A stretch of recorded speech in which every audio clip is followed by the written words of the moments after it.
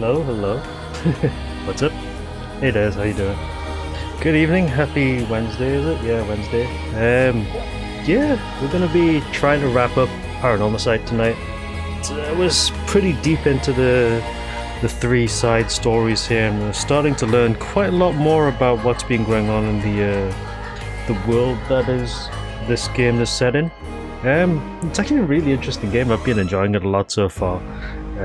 It seems like there's a lot of interlinking between the three side stories as well, because you have to have done certain parts of one particular path in order to progress in another particular path, which is actually kind of interesting. So I'm actually kind of keen rather to see how they all end up.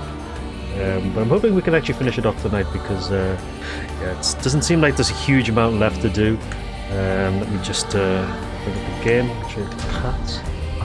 Also, the title music reminds me of Nier Automata for some reason, so yeah, but as you can see here, it's looking pretty busy at the moment. We do have to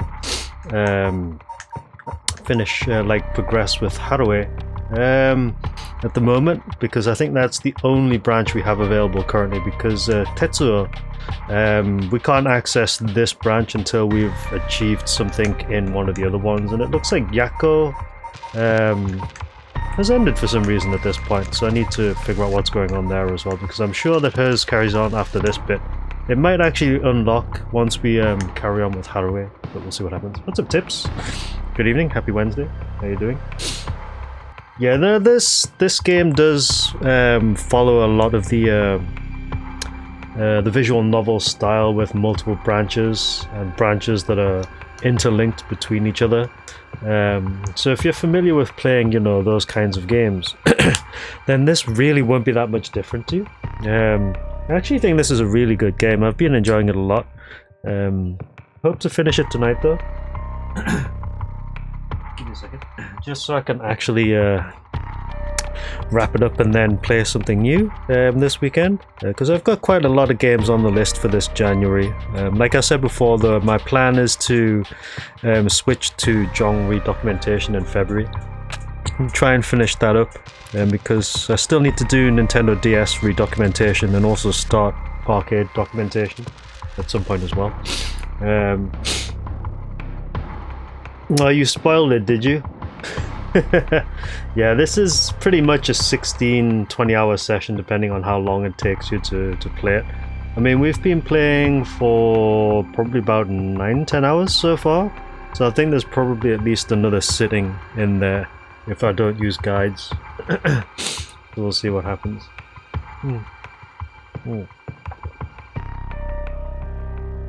12 to 16 hours is about what you would expect for a visual novel, though. We're not going to compare it to PC 98 visual novels, because they are like extremely long. Like, oh, thank you for the resub there, Tips. Much appreciated. Yeah, I think PC 98 ones tend to be way longer. I think they sit around about 30-40 hours, with some of the longer ones being above like 50 to 60 hours. Obviously, we're well aware of which is about 110 hours, I think.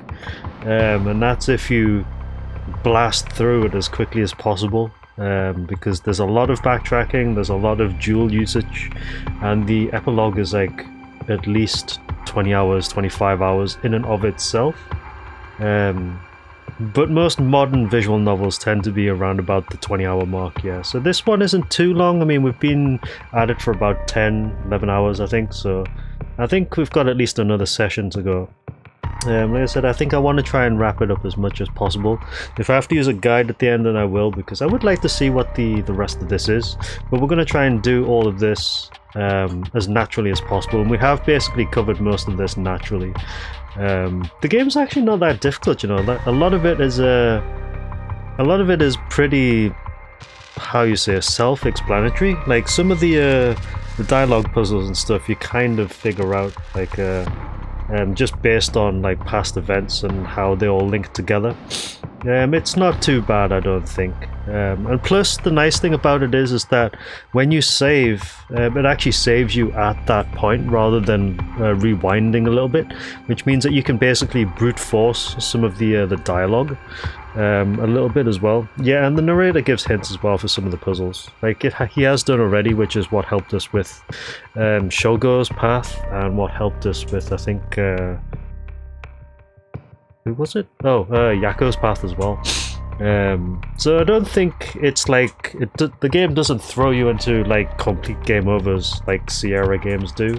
It's actually quite nice that way. Yeah, the game has broken the fourth wall quite a lot. It's pretty good. I like it that way.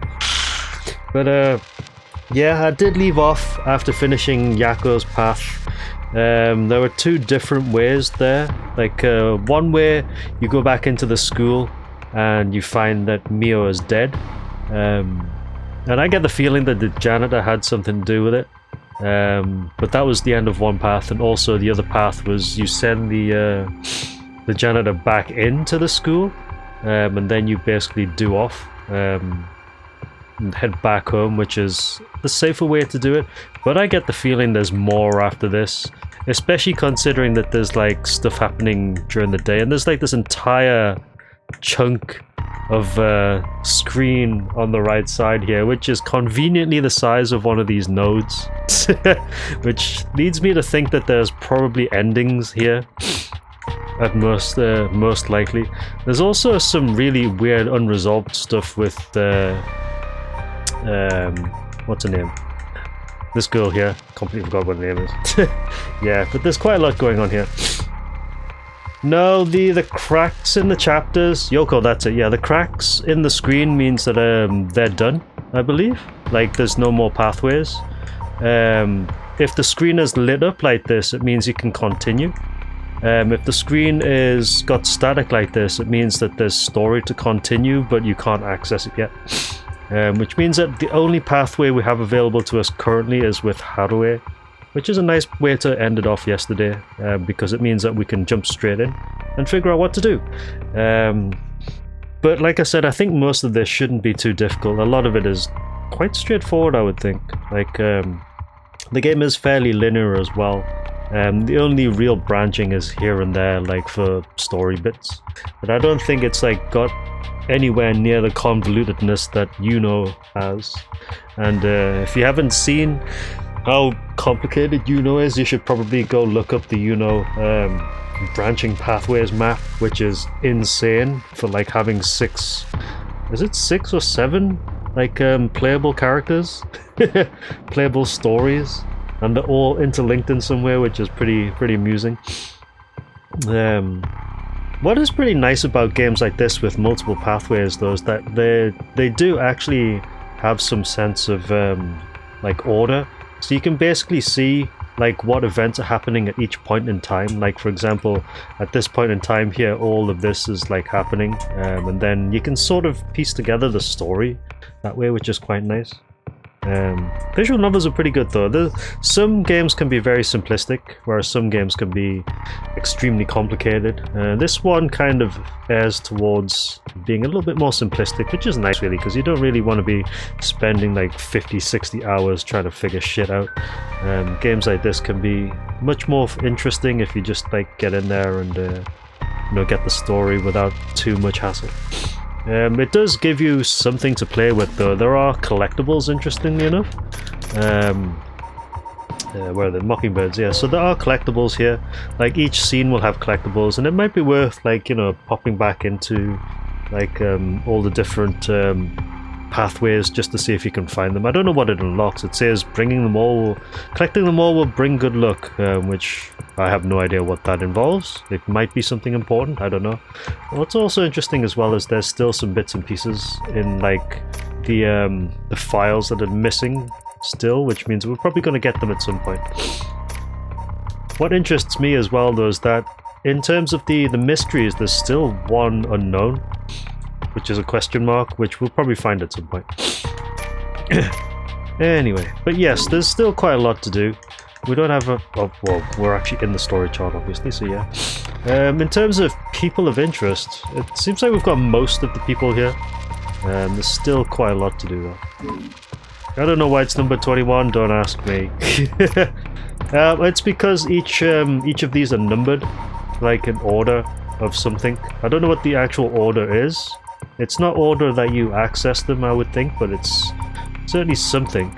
But there are like a number of files here. I think it goes up to like 49 files, yeah. So it's not like in any particular order. It's just I think they're numbered for some reason, like not in order.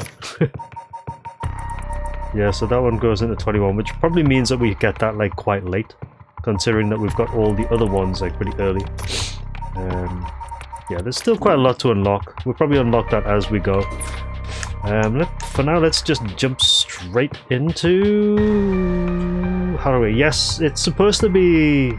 Well, 7 is like the popular term for it, but I think as we've already determined in the story, there's actually about 15-ish, but we never really hear about the others.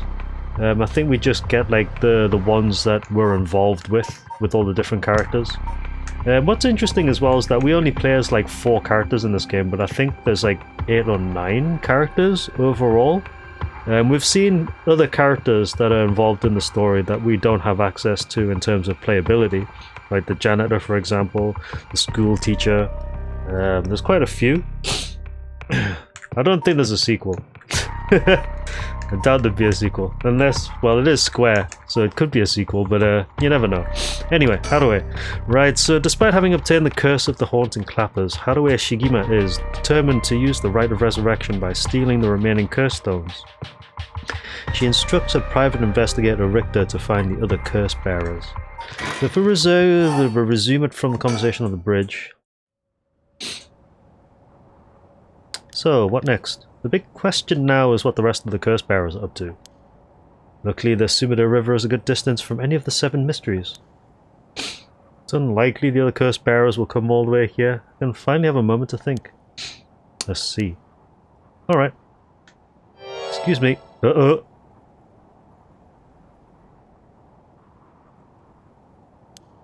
Hmm? Hold on a minute. It's been a while since someone spooked me like that. Got it. Who are you? Where did she come from? It's like she appeared out of nowhere. Didn't mean to startle you. Terribly sorry if I've got the wrong people, but would you happen to be curse bearers? Oh. Oh.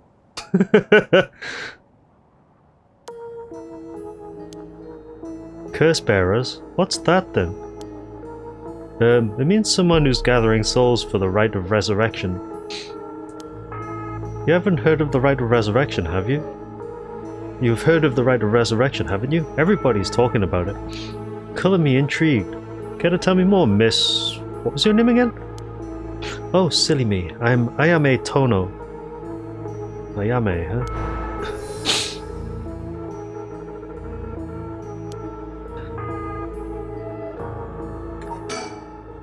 She certainly had no reservations telling us about the Rite of Resurrection. It'd be worth keeping an eye on her. She could be trouble. Yes, you're very sus looking. She says her name's Ayame. I guess she's around 20. She must be brave, walking around alone this late, or maybe there's more to it.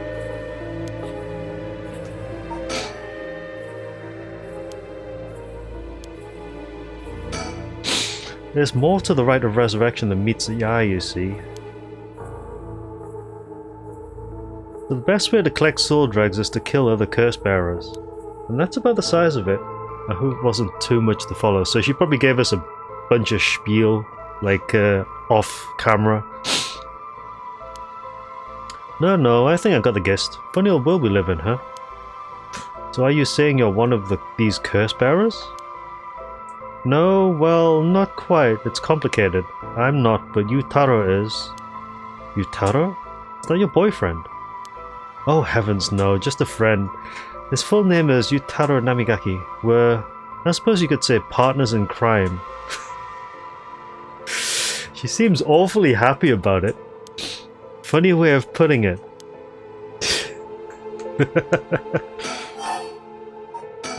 So where is this Yutaro now? Well, about that, he's not actually a curse bearer anymore.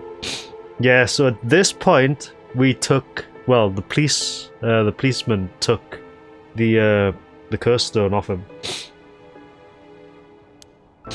He's more like a former curse bearer. Former? How so? I don't really know the details myself, but apparently he's lost his curse stone. Typical, right? He makes such a show of being a top student only to flunk where it counts. So now I'm out here looking for curse bearers myself. If you want something done right... Sus. Very, very sus.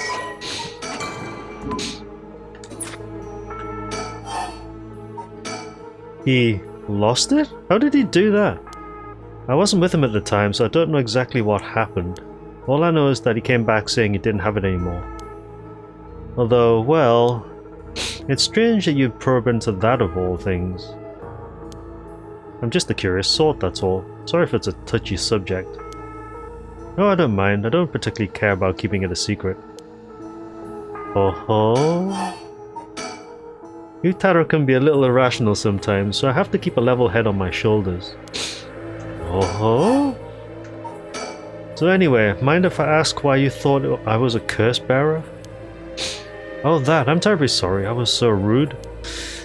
I saw the two of you out late at night and I suppose I made assumptions. Gotcha, sorry if we gave you the wrong idea. I think she's one though. Out of interest, what was your plan if we did turn out to be curse bearers? Great question! And the answer is, I was going to ask you very nicely for your curse stones. Oh my god, this woman. Then you thought we'd have given them to you? Just like that? Well, maybe not, but you know what they say, you never know until you ask. You must really love your boyfriend if you're willing to try something that risky. Oh goodness no, we're just friends. My life doesn't revolve around him, you know. Anyway, you aren't curse bearer, so I'm just bothering you, aren't I? Please ignore me. Don't worry, I will. So what are you trying to do with this rite of resurrection? Well, Yutaro has his own plan all laid out. I don't know if I can get behind it though, it seems... how do I put it? Self-centered? I mean, if you've got a chance to resurrect the dead, it would be a waste not to use it on someone that really matters, right? I was planning to steal his curse stone at the last second and use it for myself. Oh ho! Well, until he lost it anyway. Oh, but don't tell Yutaro I was going to do that, okay? I don't think he'd be happy to hear it. Of course, keeping secrets is my business. My, aren't you dashing? Oh ho! Yeah, let the chumps do the dirty work. She is quite fishy, I should say. Very, very fishy. Anyway, give me 1 second, I'll have a quick drink.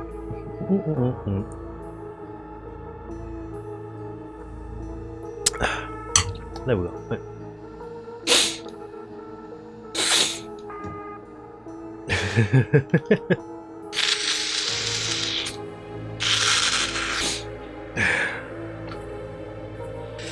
Alright, sounds like you really have your heart set on this rite. What were you hoping to use it on?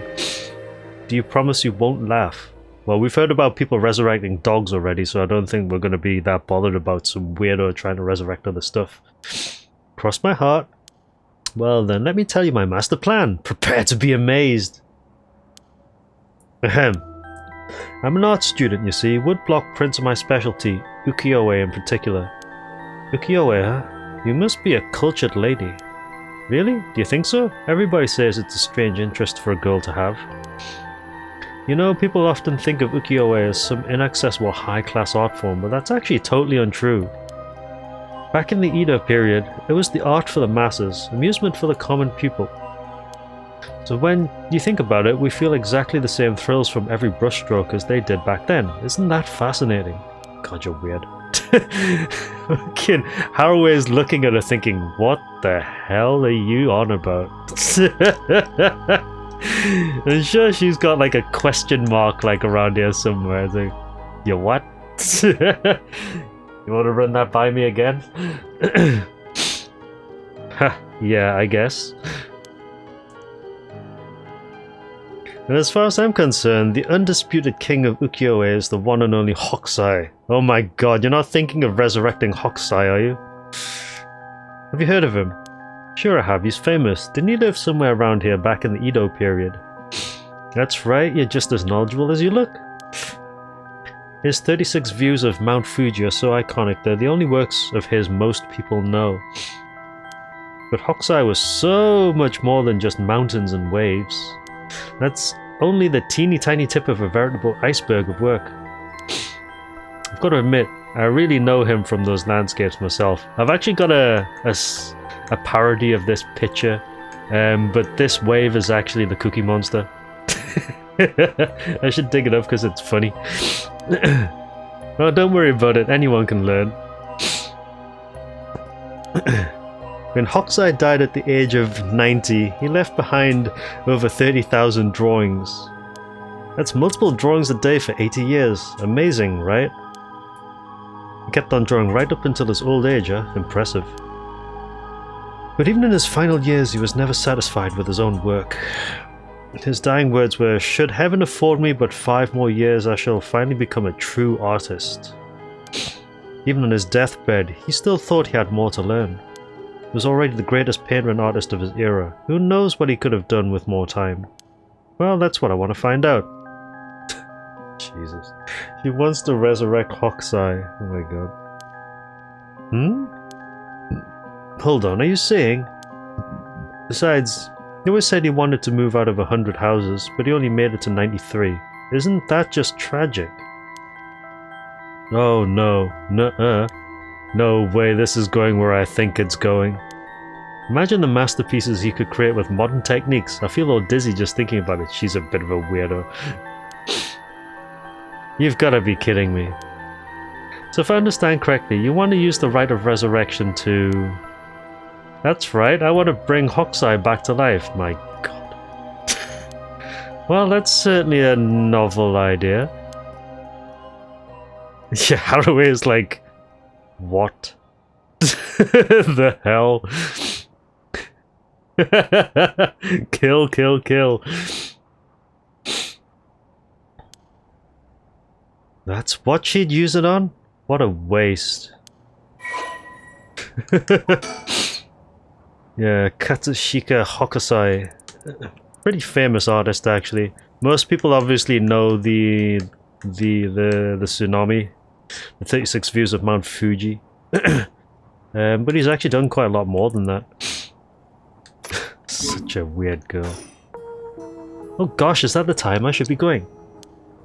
I need to get my hands on a curse bearer before daybreak. What are you going to do about it? Sorry for flagging you down out of the blue like that. Best of luck.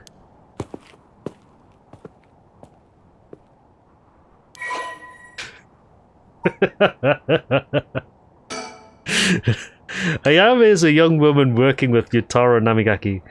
Her love of Katsushika Hokusai's ukiyo-e is so great that she wishes to resurrect him with the rite of resurrection. What a weirdo. Ayame is a clever but calculating university student who only has time for her own interests. She is making the best of a recent boom in the popularity of female university students, incited by their appearance across TV commercials and radio programs. Ayame is content to ride this trend so long as it allows her to get her hands on whatever she needs and wants in life. Recently, Ayame has figured out that older men will fall for her if she acts a little bit stupid. She was approached by Yutaro Namigaki in town and, although she was not attracted to him, agreed to date him because his family seemed rich. However, she does not think much of him as a human being and is beginning to grow bored of their relationship. Yeah, she seems like one of those types of people. Yeah, ukiyo-e is a painting style. They're woodblock paintings. Freak. Well, there goes trouble. If we're going after curse stones, we should keep an eye on her. 2, if we can. Why do you say that? Before she left, she wished us best of luck. She's got at least an inkling that we're curse bearers. Ara. There's a good chance we'll clash sooner or later. We're after the same thing, after all. You head on back to the mansion, ma'am. I think I'll tail her for a while.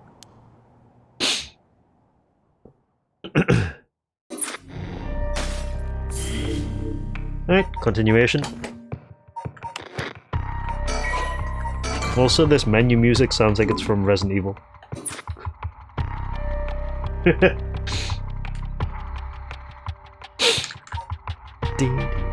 Right, give me a second.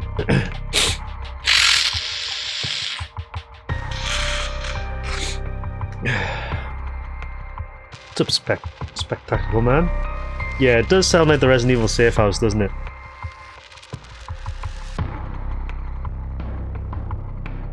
So we've had title screen music that sounds like it's from Nier Automata, and now we've got this story branching mode music, which sounds like it's from Resident Evil.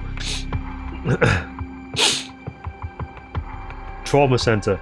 That's actually quite funny because what was it? Oh, what the fuck is it called? Jesus.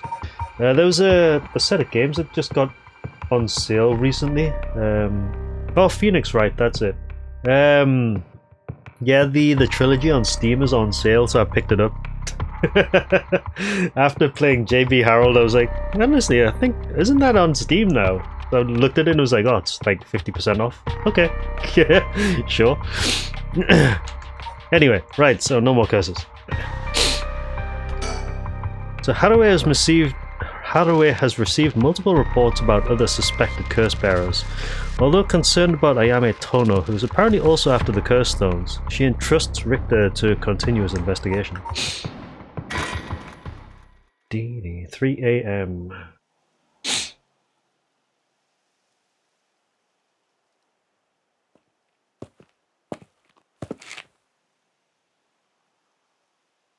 Back here again. I left Richter to continue looking for curse bearers, and I came home alone.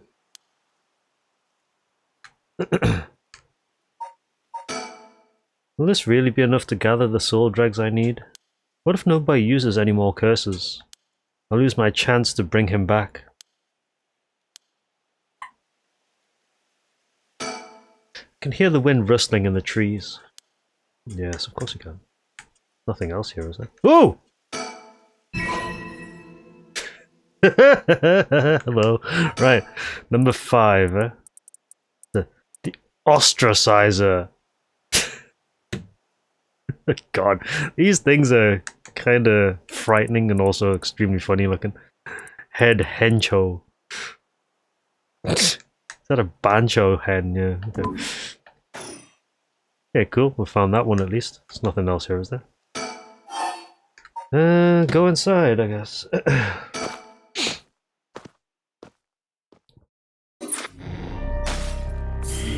Okay. Complete the Hathaway branch of Chapter 1. What the hell? Alright. So we got the police dude. Right. After persuading Araishi, the curse bearer of the ever-burning lantern, to give up his stone, Tsutsumi and Eria have obtained 3 curse stones in total.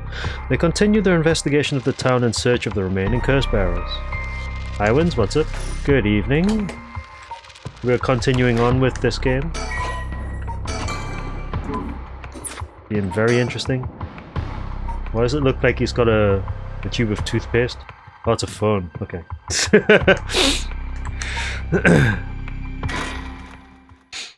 4 a.m.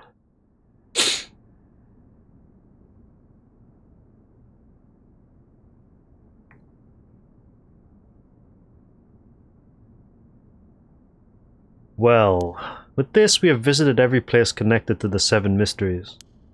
This is the last spot, huh? And we've got nothing to show for it. Even though every last location looks suspect from top to bottom. Maybe we came at the wrong time. There might not have been any curse bearers around. Sounds like we'll need to do another round before morning comes then. Or maybe someone's been observing our movements. What? No way. It's just a thought. Either way, we should check out this last place. Let's hope we finally get a lead. No, we've got to go to Kinchibori, have we? Okay. Yeah, there is quite a fair bit of fourth wall breaking in this game. I actually really like it. No, Kinchibori Park. Oh, there he is. How did he die, though? Whoa, whoa, whoa! What the hell is this? Is he dead? Damn it, we were too late. Was this a curse too? Hang on, I'm gonna call this in. I'll leave it to you. I'm gonna take a look around.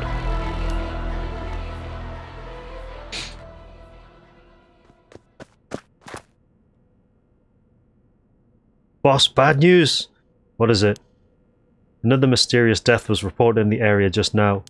The medical unit and forensics team are on their way, but it'll be a while before they arrive.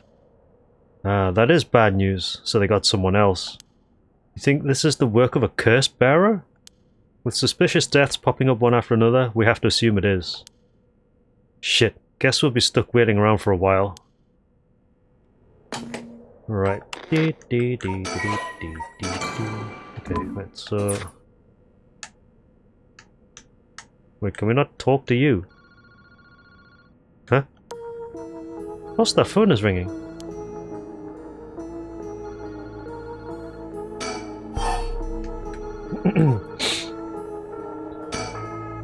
Well, we better go check it out.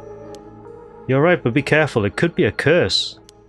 Hey, I said we. You expect me to go alone? You're the one who's tough against this stuff. Don't worry, boss, you can do it. Go on now. Damn it. Moshi mosh. Hello? Kinchibori Park phone booth? Evening, Detective Tsutsumi. How are things looking out there? Who is this? Haha, finally got him, the real deal. Detective Tetsuo Tsutsumi himself. Ah, wait.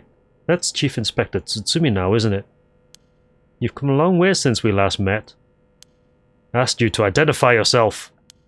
Man, have you forgotten already? After all the time we spent together?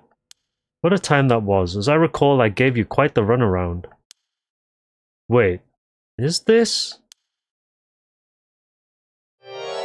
Fumichika Nejima? Wait, what did you say? Fumichika Nejima? Like the one from the Nejima murders? Ding ding ding, you got it! I had a feeling that the great Chief Tsutsumi would remember me. Spent 20 long years in a cell thanks to you. That shit was not easy. You should be thanking me. Should have given you plenty of time to think and atone for your sins. Haha, that it did. I've repented. My conscience is clean as a whistle. Bullshit. 20 years in prison doesn't even begin to make up for the shit you did. I don't know about that. After all, the justice system was gracious enough to grant me parole. What? If this is the real Fumichika Nejima, he must still have a grudge against me for arresting him. So this is payback. Damn it. What is your goal? Now, you gotta understand. I've repented, seen the light. I've been a good boy since I was granted parole. I've even got myself a job. I've been real serious about walking the right path. Well, that's very nice. Keep it up. But it was no good. When the opportunity arose, it was impossible to hold myself back. I knew I had to give you a little token of thanks or I'd never truly be able to have a fresh start. You get what I'm saying? No thanks, I don't need anything. No need to do all that for me, just try and live a quiet life. Oh, it's no hassle. No hassle at all. It would be all too easy just to kill you, to tear you apart. But that wouldn't be very satisfying, certainly not after 20 fucking years of waiting. That's a long time to nurture a grudge. Fucking bet it is. I let it gnaw at me, grow inside of me. I thought of nothing else. All that time I played model prisoner, endured the harassment those asshole gods threw at me. And I did it all for you, Tsutsumi, so please just accept my deepest and most sincere feelings. Sorry, but I'm afraid I don't feel the same way about you. Shut the fuck up! That attitude of yours is why I'm saving you for last. Ooh. Sus person. What are you planning? Whatever it is, bring it on. I'm not running away. Just told you I'm not coming for you yet. Pay attention when people talk, shithead. You see, this time I want to see you on your knees, weeping in despair, begging me for mercy. Ha! Oh no, I'm so sorry, dear Nejma. Please forgive me, I won't do it again. Shut the fuck up! This is exactly why I've always hated you so fucking much. It was worth a shot. Did you really think that would save me, asshole? You must be crazy. Well then, we're both crazy. We've got so much in common, we should be friends. I like this policeman, he's pretty funny. Enjoy cracking your jokes while you still can. I'm gonna kill everyone you care about, one by one, till there's no one left. Sorry to disappoint, but I'm a lone wolf. I don't have anyone like that in my life. Boss? What about me? Oh wait, are you just trying to protect me? God, you're a dipshit, Ariel. There's not a single person you care about? I wonder what your sweet daughter would think if she were to hear that. Uh-oh.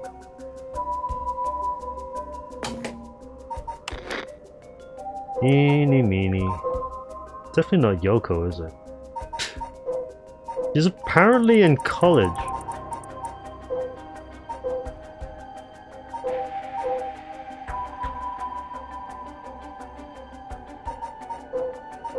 The fact that they bring her up in dialogue means that we must have met her at least once. Somewhere.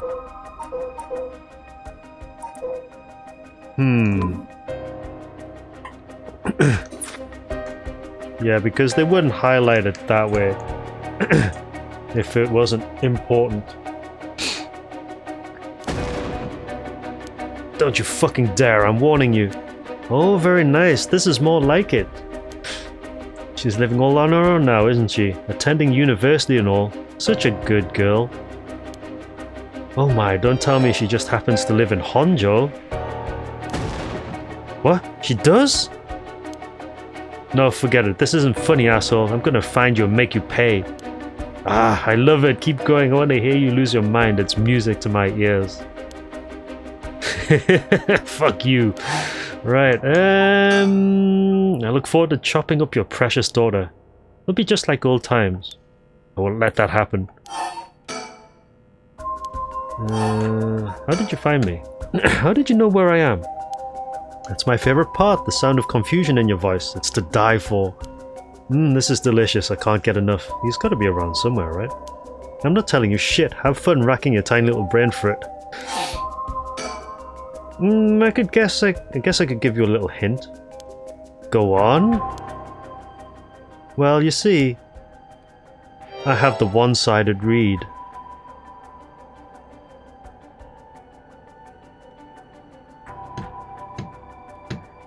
It's the janitor, isn't it? If you remember yesterday, when we were playing as Yako, we bumped into the janitor outside the school. But we sent him in to find Mio. And then when we went back in to find Mio, she was dead, but she was dead in a very unique way. Basically, she had one arm and one leg cut off. And that's basically the MO of the one-sided read, so it has to be the janitor then. That's what it feels like. Tsutsumi, you have the Evergreen Beach, no? Nejima? You're a curse bearer? You're using the power of the curse? Indeed, and what a peculiar curse it is. But that's where my hints end. God damn it, the curse echo couldn't have fallen into worse hands. One more thing we should discuss. In fact, it's the most important thing. I thought you were finally gonna shut up. I'm already sick of you, so I'll pass. Oh, but you don't want to miss this. It's the main course. I could just go after your daughter, but something tells me you'd get bored. No, I'm good. You got me real fired up. You're in my head. Well done. But this is a gift tailor-made for you. I'm gonna kill all the people you swore to protect. Every last person living here. You couldn't. Oh, but with this curse of mine, I can. I'll give you until dusk. By then, I could probably get a couple hundred people or so. And it'll be all your fault. Oh, it must be so hard to know they'll all die because of you. So tragic. It must be tearing you apart. Don't fuck with me! There's no way an amateur like you could pull off a curse that strong. Unfortunately for you, I absolutely can. My curse stone is a particularly strong one, which means I can have my fun without needing to hold back one bit. It's almost like the Feast of Shadows was cast just for me. You're surprisingly well informed about this. Who was it that tipped you off? Who knows? Then how about I kill myself first and ruin all your fun? What about that, asshole? Idiot? You think I'd call it off just because you were dead? There's no running away for you. I'll find you. I won't let you get away with this, Nejima. You've got 12 hours. Do you really think your paltry little organization will be able to make a dent in my plans? All the sacrifices made will be heavy. Can't wait to see you sobbing with regret. And I'll even have enough soul dregs to pull off the rite of resurrection. How splendid. Wait, Nejima, you're after the... Anyway, see you around. Bye-bye now. Oh boy. So a serial killer has the curse of the one-sided reed. Boss. Ario, did you catch all that? Nejima, what is he planning? Who knows? For now we need to find him and get him into custody. Send word to HQ. But the fact that the 7 mysteries are wrapped up in this is going to make things tricky. You mean with Nejima being a curse bearer? Just our luck, really. Couldn't have been a worse guy. Sounds like his curse will be able to kill a lot of people at once. I'd like to avoid getting our investigators caught in the crossfire. We'll use them to find out where he is, but then we're going in alone. We should try to collect as many curse stones as we can before then. Let's hurry. Also, they're just leaving Shogo, like, there. Aye aye, boss.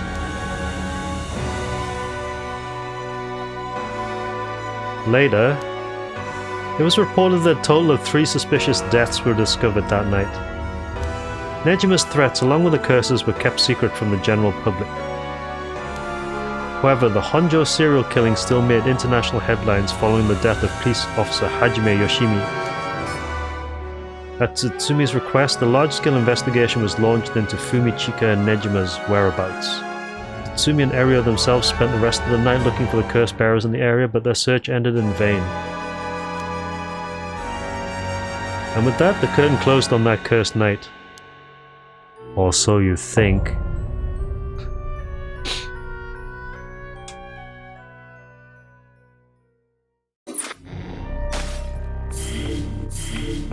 Hello, more branches. So, interestingly, at this point, Shogo is dead. Just curious. Also, daytime is expanding quite quickly, and Haraway has a node that's like inaccessible currently. Alright, oh yeah, the branches are getting much longer. Especially considering I said there was a big gap here and now they've just basically added even more of a big gap here. So let's go. Sorting things out. Right, Hajime Yoshimi's death. Nejima's threat of mass murder. The problems just pile up, putting the detective's goal of collecting all the curse stones in jeopardy. Tsutsumi leaves Ario to handle the investigation while he catches a quick break.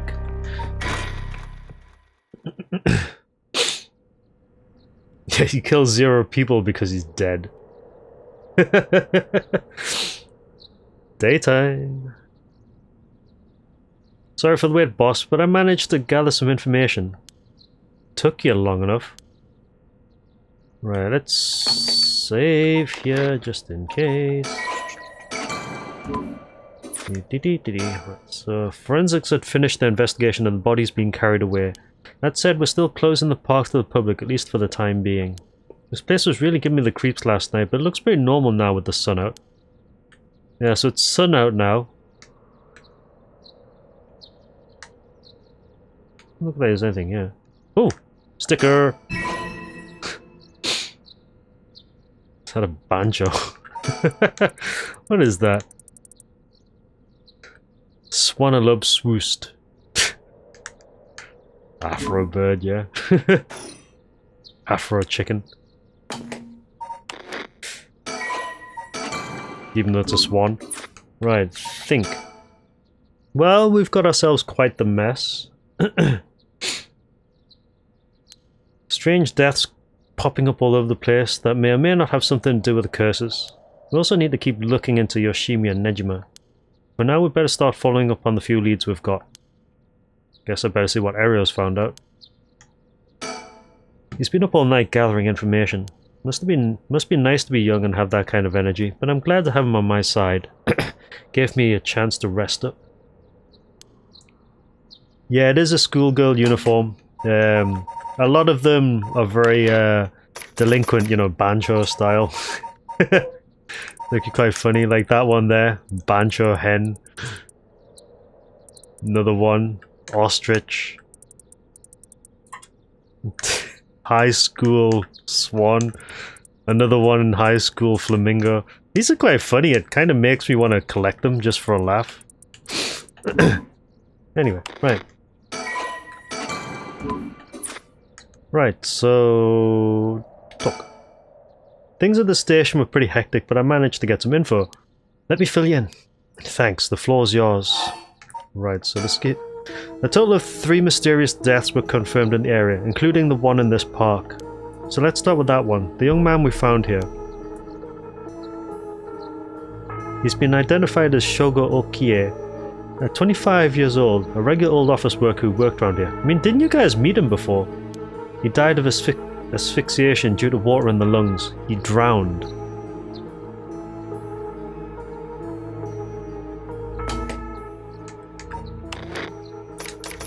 Hmm? I know! That was his own curse stone!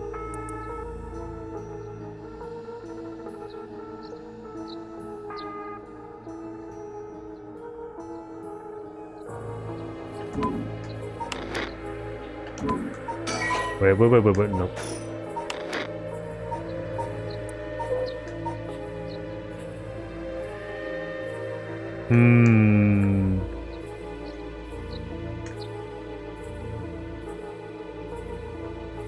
We still don't know if she's involved still, though. Yeah, because we don't know if they're involved yet. The ones that we do know that, like, aren't involved will be marked as such, like Richter, for example. The ones who are, like, curse bearers will have the curse next to their name. But Hitomi, we don't know yet. That was the one that was seen with the teacher in Yako's branch. Kohei, quite certain he has one as well, but we don't know yet. Makoto, I think he is the serial killer Nejima.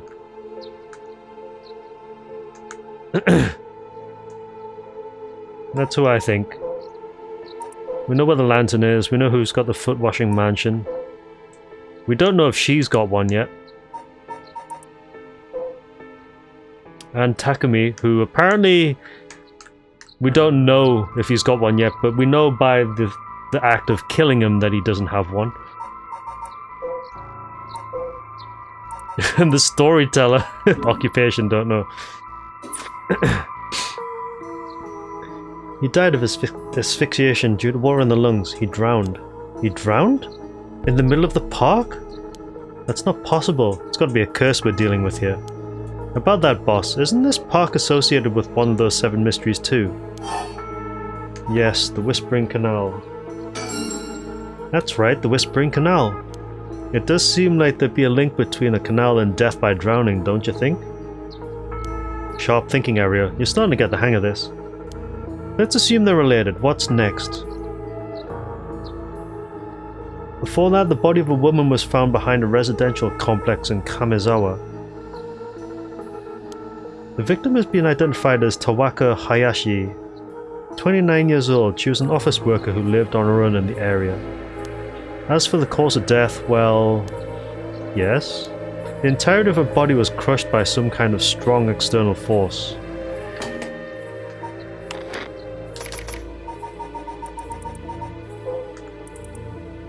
Aha! Foot washing mansion. No murder weapon was discovered in the area, but considering where she was found, we're looking for something large, flat, and heavy that could have crushed her in one fell swoop. Hang on, are you saying she was stepped on? Meaning... Exactly. Crushing is the foot-washing mansion's modus operandi. The place the body was discovered is also known to be related to the Seven Mysteries. Then is this Namagaki's doing? Shit, I knew he'd used it! Judging by the amount of soul dregs, the victim was just a regular person, not a curse bearer. Guess we should report this to Paranormal Affairs. Got it. And as for the third victim, he was identified as Kohei Jonoichi. Oh, the teacher was killed!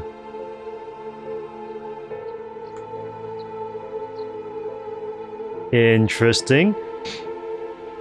He was identified as Kohei Jonoichi, 32, a teacher at Komagata High. He was found in the school's courtyard. Cause of death appears to be external trauma from a fall or heavy blow.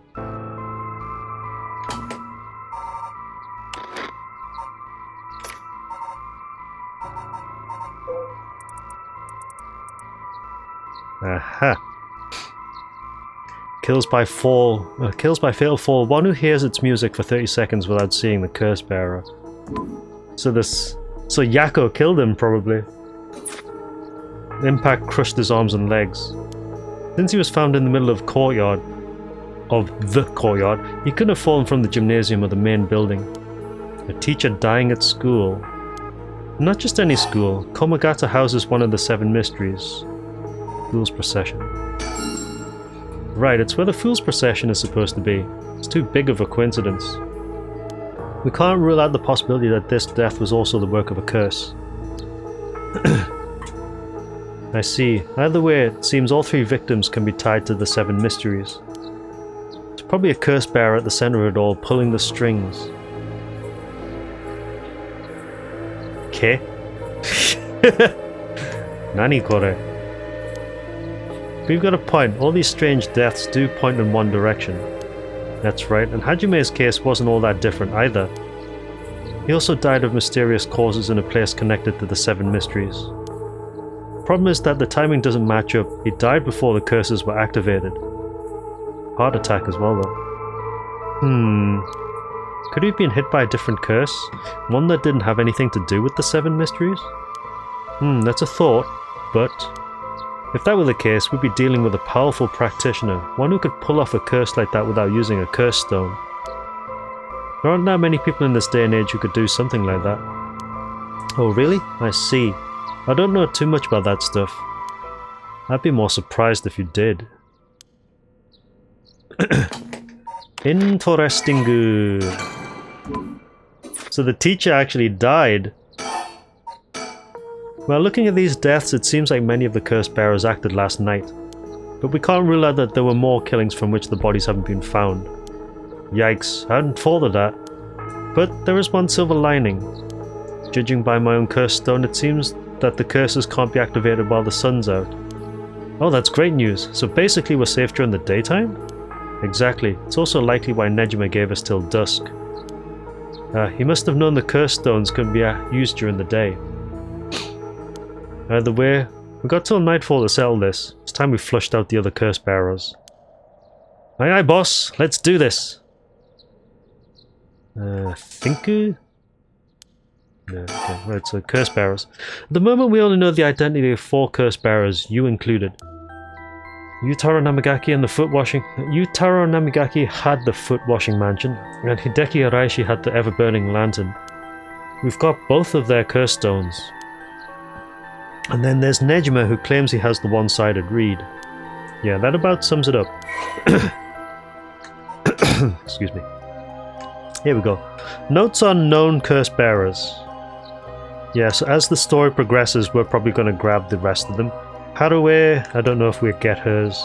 The Beckoning Light, we don't know who that is yet, but we have killed him in Shogo's pathway. The Whispering Canal was what Shogo had, but now it seems like it might not be him that had it, like in the proper route, after all. The Taiko of Tsugaru, we don't know yet. That could be... That could be either Jonoichi or Hitomi. Could be, I say. There's still some question marks here and there, though. It's actually kind of useful they give us this, though. We've still got one more of these notes to pick up. We better figure out who the remaining 5 are, quick. How should we go about looking for them? There's no point in searching blindly without a lead. Let's focus on other things for now. Tracking down Nejime may lead us to the other curse bearers too. Either way, he should be our top priority. He could do some real damage if we don't get him. I also want to look a little more into Yoshimi. I've got a feeling there's some connection there. Aye aye boss, sounds like we've got a work cut out for us. You mean cut out for you? You're doing most of this. So I asked around Sumida's Community Safety Bureau where Yoshimi was stationed. It seems like he was investigating the apparent suicide of a girl named Michio Shiraishi. Ah yes, I heard about that. He was trying to determine whether it really was a suicide. Looking into the height of the building, the force of the impact, her wounds, all that. He must have suspected some kind of foul play, because he ordered a full investigation. But it had already been deemed a suicide, and his superiors told him to not go stirring things up. What was the evidence? Well, according to the report I found on his desk last night, the body was found at the foot of a building, a ways away from the road.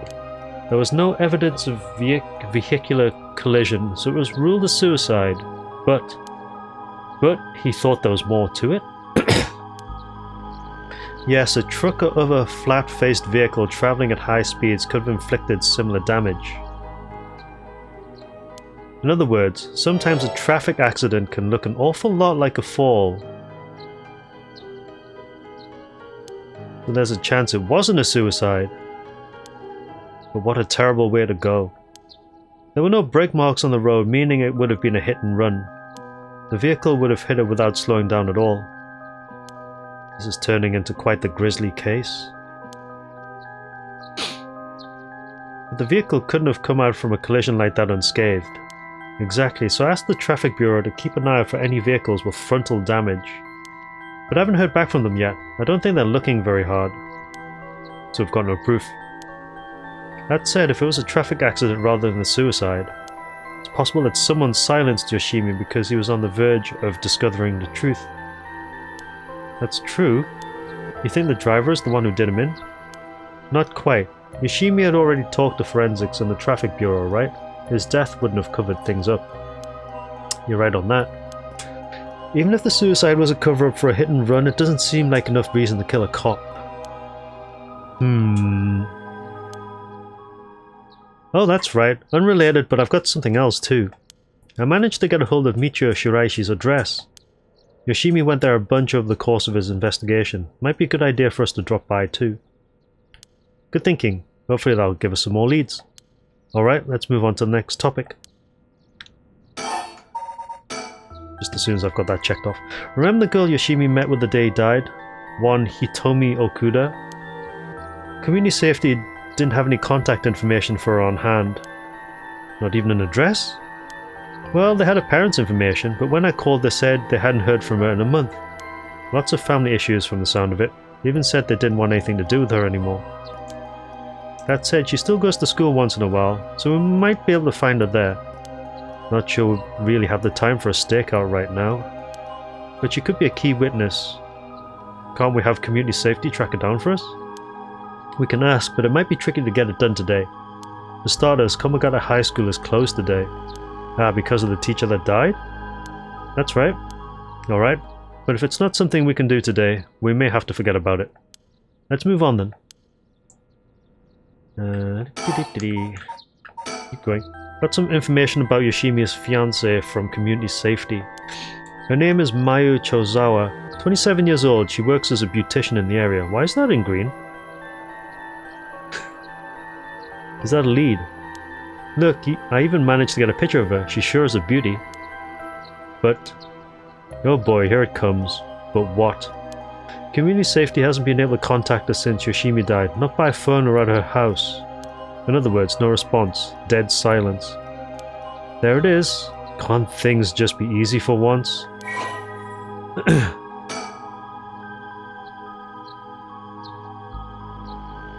Curse echo? Question mark? Mayu is a beautician and the fiancé of Hajime Yoshimi, a police officer with the Sumida Police Department. Mayu's current whereabouts remain unknown. Curse echo? Question marks? It's definitely starting to look suspect. A crime of passion, perhaps? It's fairly common for people to be killed by a lover or spouse, but Yoshimi was well liked and they'd been together for over 10 years. You never know, things could be different behind closed doors. I guess so, but we'll have to consider the opposite scenario too. It could be that the same person who was out for Yoshimi was after his fiancé as well. She could be in danger. You're right, either way she's important to the case. HQ already has people looking for her. We'll know as soon as she's found. So Nejima. HQ has mobilized the search unit for Nejima, but so far we haven't received any word. Guessing he wasn't at home or at work? About that, apparently he vacated his last known address a week ago. Oh? You serious? So we have no idea where he lives? Gets worse, I checked in with the factory he was working at. They told me he was only there for a month before he quit. Hold on a second, you're telling me nobody caught that? Well, I had the same thought, so I spoke to his probation officer. Turns out he's been doing house visits and interviews, but never bothered checking in on his workplace. He also said he lost track of Nejima when he moved to a new place. Jeez, that's just sloppy. I've heard that they're giving parole to just about anyone these days because they're running out of room in the prisons. Which also means there aren't enough probation officers to go around. Dude's probably overworked. So Nejima got to fuck about unsupervised. God damn it! That asshole is annoyingly good at faking remorse, or insanity, whatever the situation calls for. Back when I arrested him all these years ago, just talking to him left a bad taste in my mouth. He's probably hiding under a false name, which will make it hard to track him down. That explains why he so brazenly made contact. That asshole, he's mocking us. Well, for now the paperwork to circulate his name and mugshot is being filed. It's gonna take way too long. We only have until dusk. Right.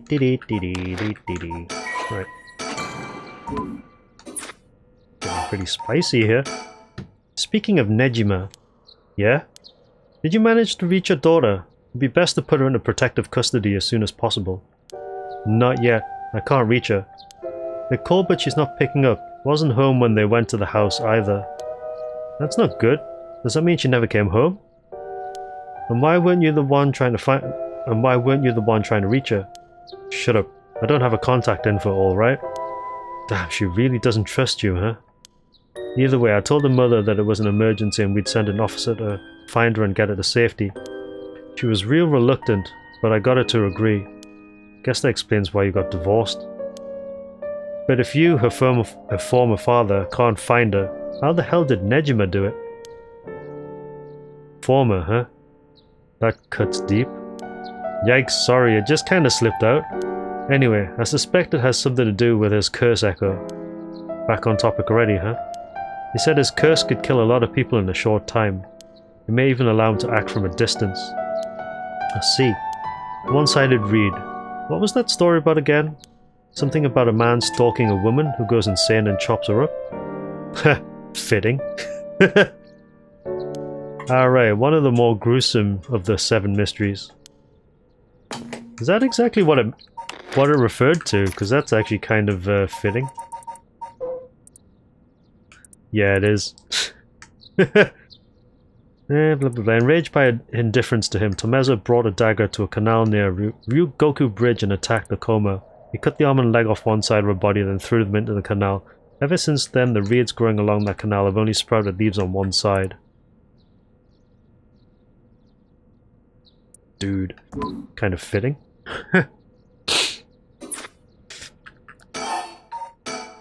As for Nejima's whereabouts, all we can do is throw more people at it until we find something. I'm checking with HQ frequently to see if they've got any updates. And that's about it. Shall we continue our investigation? We could go to Komagata High School to look into Hitomi Okuda, or to Michio Shiraishi's house to find out more about her. I like the music. The music's pretty good. Right, so think. There's a lot we need to do, but not a lot we can do. This ain't looking good. We're gonna run out of time if we don't do something. Gotta keep moving.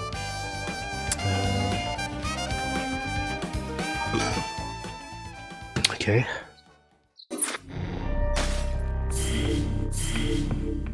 Oh, okay. Right, so everything's happening in the morning by the look of it.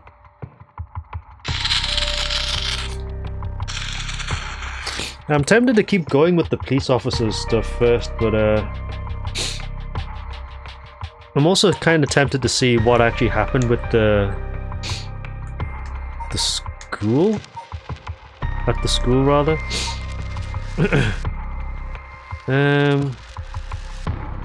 Let's keep going with the police station first, though. The police officers.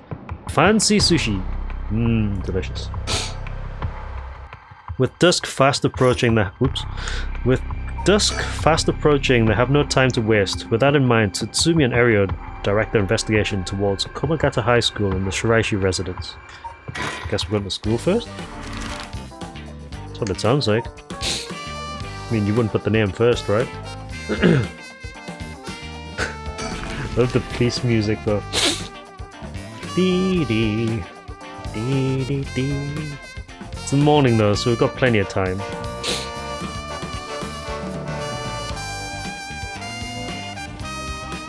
Here we are, Komagata High.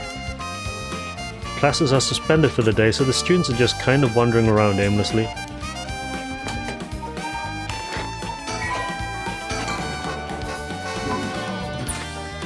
I think. Ideally, we could talk to someone who was involved in the incident. Easier said than done though. Remember, is there something on my shirt? Don't tell me I stink. Nope. Alright, this place isn't only connected to the case because the students were under Yoshimi's jurisdiction. It's also the site of the Fool's Procession, and of course where that teacher was killed. Seems like a likely place to find some clues, don't you think?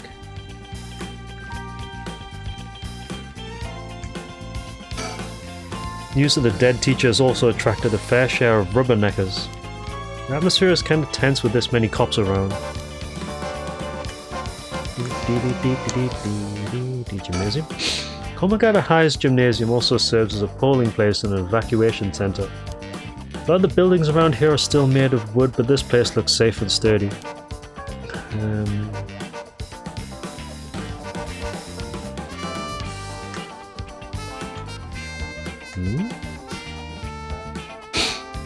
School gate will stay locked while forensics inspects the scene of the incident. Looks like they're still busy. Let's talk to the person in charge later. Is that everything?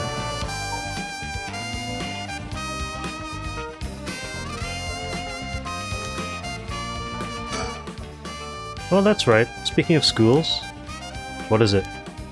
You said Paranormal Affairs can't help us right now. So why don't we get that psychic high schooler you mentioned to help us?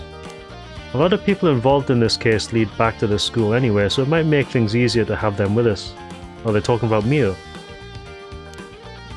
For a guy who questioned me on the legality of working with them, you sure seem eager to exploit underage labour. Hey, you said anything about exploiting them? I just want to give our young experts the opportunity to shine. When did you become such a smooth talker? Anyway, I'm afraid I don't know where they are. Oh, I see. Wonder if there's anyone who could help us scout out the area.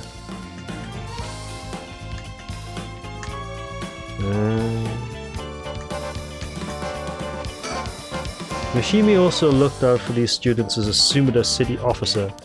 Juvenile delinquency has been a growing problem for years now. This school is no exception. Okay. So the midpoint of the Showa era saw a marked increase in delinquency among young people.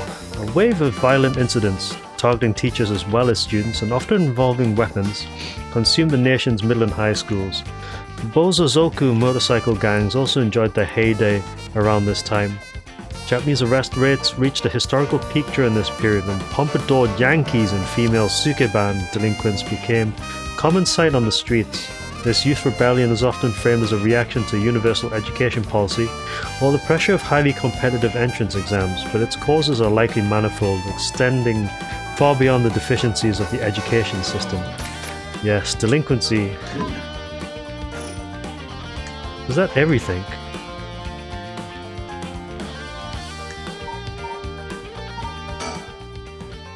"9 AM, a perfectly reasonable time for students to be at school, and yet, I doubt this will be that simple." I don't think there's anything else here. I wonder if there's anyone who could help us scout out the area.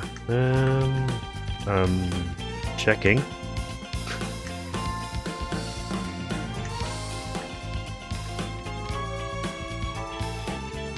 Wait, where did they go?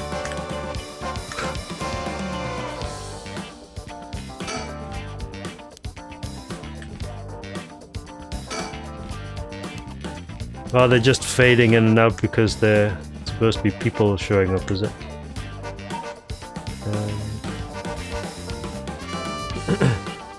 Let me just check to make sure that everything is covered here, because I get the feeling that I might be missing something. No, just talk.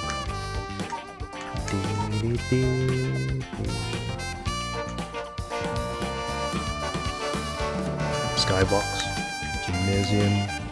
School buildings, surroundings. School building, gymnasium, school building, school gates. Okay, I think that's fine. Let's go. Let's go to Michio Shiraishi's neighborhood. Didn't take you that long to get there though. Near the Shiraishi household.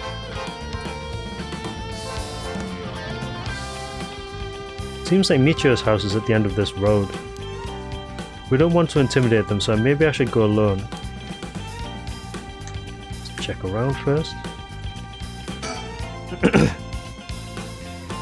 Houses are really crammed together in these narrow alleyways. Strangers like us walking through definitely stand out. Really feels like old Tokyo. Yeah, just a bit. It's quiet.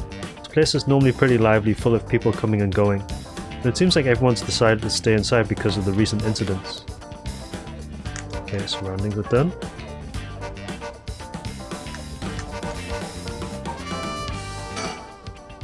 So, the Shiraishi household. There's a chance that Michio didn't actually kill herself. It might be for the best that we didn't find her parents.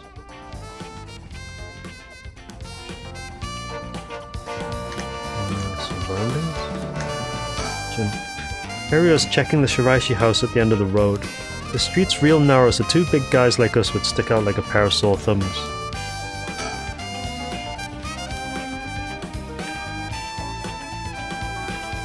I think.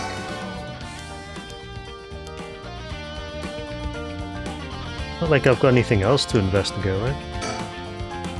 Alright, I'll go check the house. Okay, go.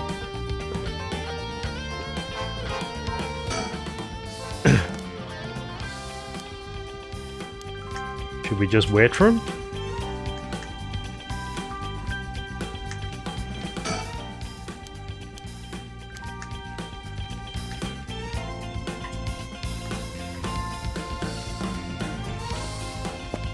Oh, he's back. Oh, you're back. No luck, boss. No one home? Doesn't look like it. I knocked for a while, but no one came to the door. I glanced in the windows, but there was no sign of activity inside either. And I saw about 3 newspapers stuffed into their mailbox.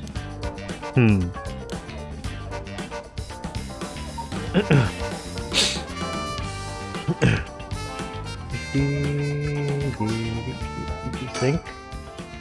Not much we can do if they're not home. Let's go somewhere else for now.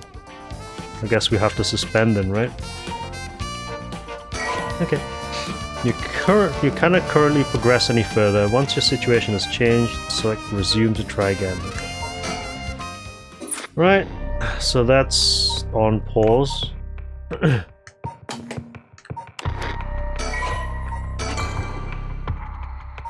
Are we assuming that everybody's dead here, G?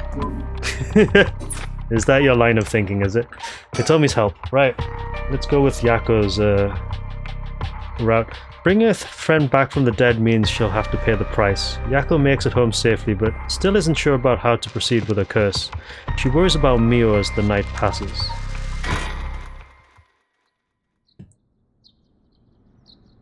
So Yako Sakazaki. Oh, Yako's back. Oh, sorry. Mio's back. Oh, good morning, Yako. Huh? Yako, rise and shine. Huh? You're up? Huh? It's morning. Are you okay? Can you remember your name? Duh, I'm... the Spectre of the Spirit Board. Alright. Yes, I'm Yako Sakazaki. Good, seems like you're fully awake. Oh, Mio, thanks for last night. Was everything okay? Yep, still alive. I couldn't dispel the curse echo or learn the identity of who used it, but I managed to at least get away. But in that situation, it's the best you can hope for. I'm sorry I got you involved in something so dangerous. I meant to look for you as soon as the sun rose, but I was just so sleepy. Couldn't even remember when I fell asleep. It's okay, it's only natural to be exhausted after what you went through. Besides, I also feel bad that you've been wrapped up in all of this. It's supposed to be my job to prevent that from happening. Oh yeah, you said something about that last night. Just who are you exactly, Mio?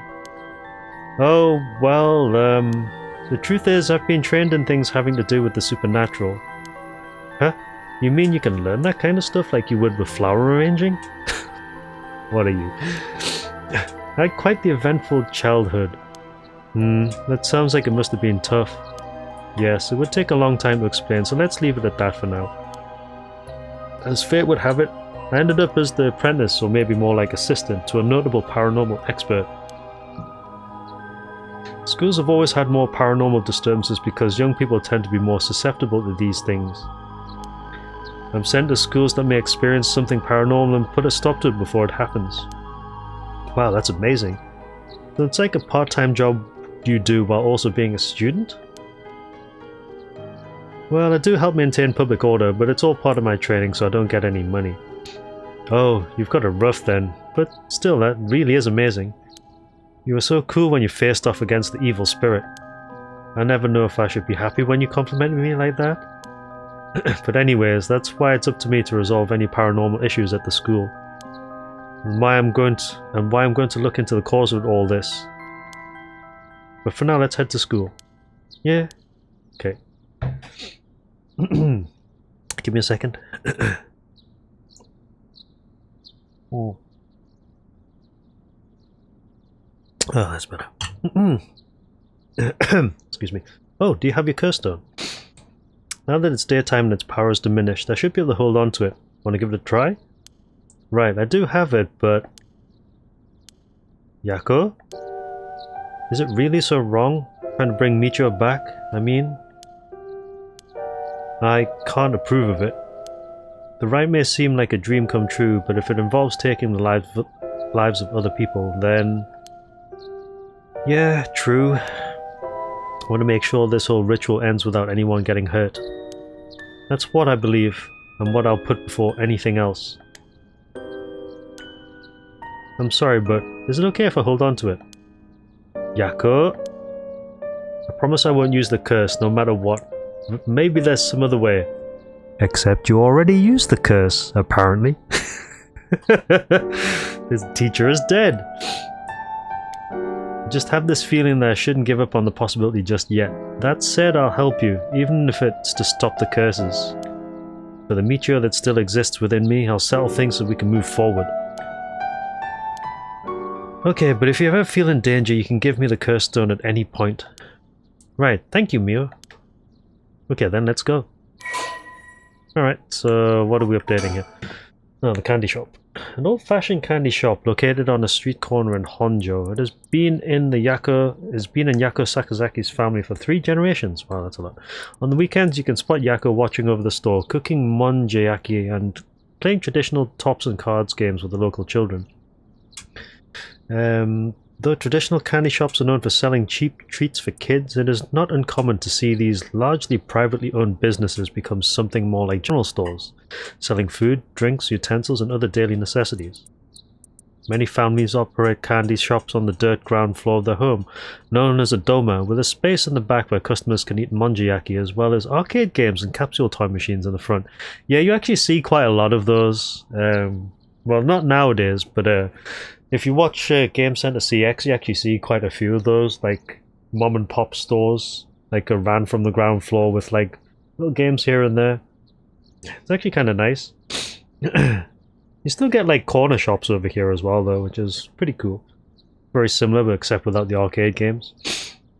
However, the harsh reality that is traditional candy shops, which thrived during the period of high economic growth, when many confectionery manufacturers entered the market, are experiencing a steady decline due to the rise of convenience stores and changes in children's interests and tastes.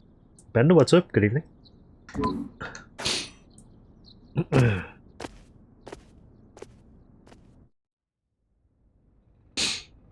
So 8 in the morning, alright.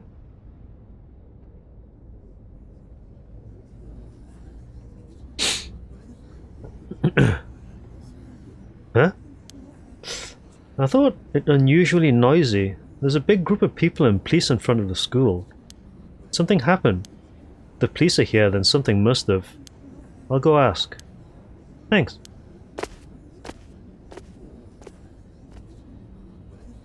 This isn't good. Huh? What happened? Don't panic, okay? The first teacher who came to work this morning found something. Okay.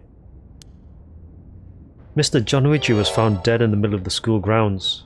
So it is canon. Okay. What? They're closing the school for today. But that's not all. I didn't know this either since I didn't watch the morning news, but rumors are spreading that a number of bodies were found nearby. What? There's no way. Why? Could it be? Because of the curse? We don't know enough to say. From what I heard, Mr. Jonuichi's body was in the middle of the grounds, but his body was covered in bruises like he'd fallen from somewhere high. Weird. Taking into account his unnatural death and the timing, it's very likely it had something to do with the curse. They're saying someone used their curse on him last night? Seems like it, doesn't it? But that's so scary. Yeesh, so the curses really do kill people, and yours probably killed them. And someone used it. Yes, probably you. Shh, keep your voice down, okay? What would happen if another curse bearer heard you? Yeep, sorry.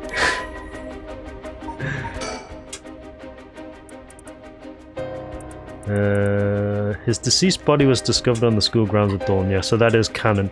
It's interesting though, because apparently he died from falling from his death. There's, I think, two?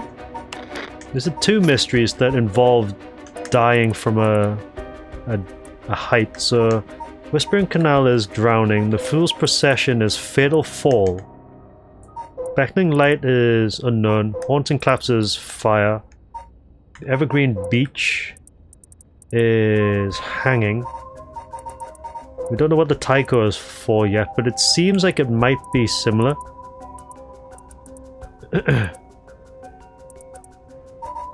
The one-sided reed is crushing. No, sorry, the foot-washing mansion is crushing. One-sided reed is dismemberment. The lantern is disembowelment via darkness. Well, the Taiko is probably the only other one that it could be. Because, let's see now.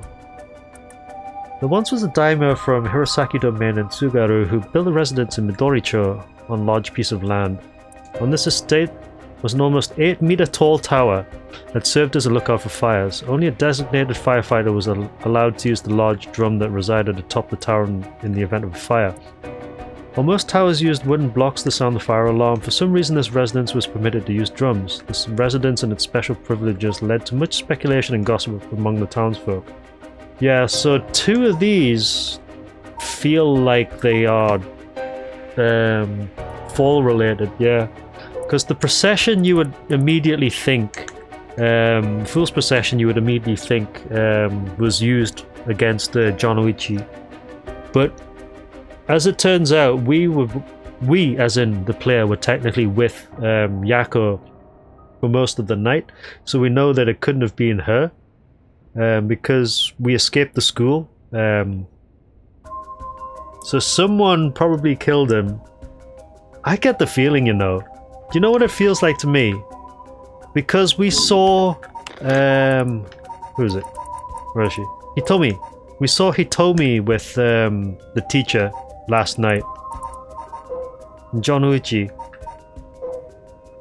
She could have killed him probably, because we don't know if she is a curse bearer yet. We don't really know much about her yet though. But she is the only other person that we know of who was with Jonuichi at the time last night. Aside from... where is he? Not Nejima, it's what's it called again?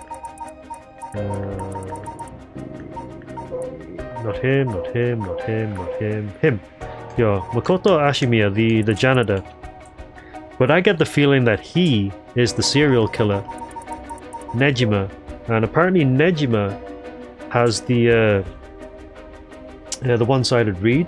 And if you remember, the last time we saw the janitor was in the bad end branch of Yako's story, where we went back into the school to find Mio and found her dead and killed by whatever it was that follows the MO of the one-sided read, basically cutting off one arm and leg. So I think that Hitomi could have done it, possibly. Either that or there's still somebody unaccounted for that has the Taiko of Tsugaru.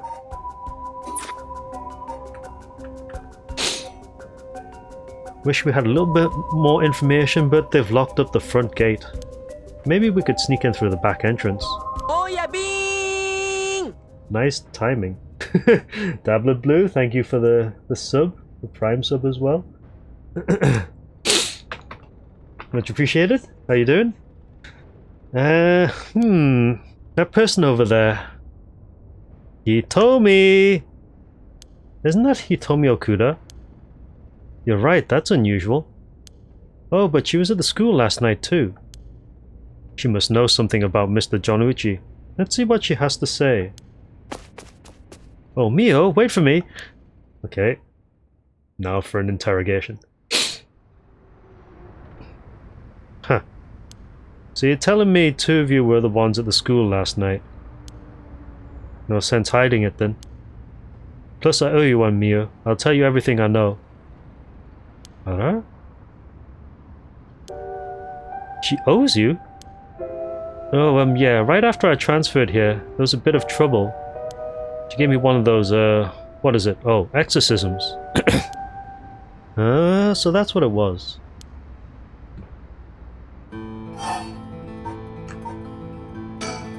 Did you hear about Mr. Jonuichi? Heard about it? I've known about it since last night. I saw that asshole bite it on the school grounds myself. Oh? What? You saw it happen? Tell us about it. What happened exactly? Don't really know myself. It was pitch black. What I can tell you. It was almost dawn, probably around 3. He started freaking out all of a sudden, ran out to the ground like something was chasing him, then screamed. Somebody help me, forgive me, Michio. Or something like that while he was running around. Michio? He mentioned Michio? Was there anyone else out on the playgrounds? On the grounds, rather. It was too dark to see from where I was. But for just a second I think I saw a girl in a school uniform with her hair in braids.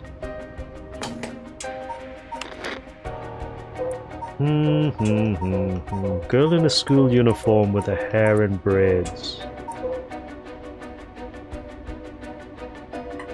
Checks out.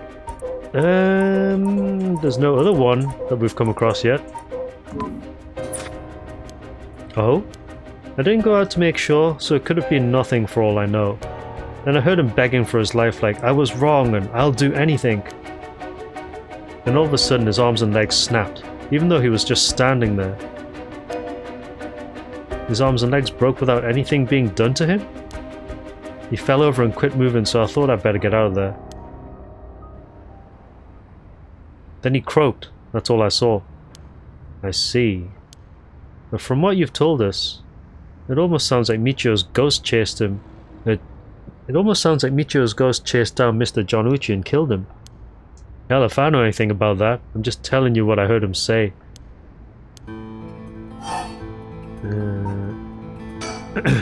Did you tell that story to the police? Nope, and I ain't gonna. Can't count on them for shit. Not like they'd believe such an insane story anyways. Right? But there must be at least one person in the police worth trusting, right? Yeah, I guess. There was this one cop who always got on my case about stuff. But he died just the other day. Oh, he did? I'm sorry to hear that. Everyone who gets involved with me ends up dead. I don't think she's the daughter.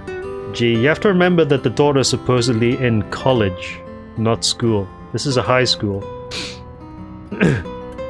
Everyone who gets involved with me ends up dead. Maybe I really am cursed. Pisses me off. You've got it all wrong. The spirit that possessed you wasn't that kind of spirit. Huh? It wasn't? Yeah, this was just an unfortunate coincidence. Though I'm sure that was hard enough for you.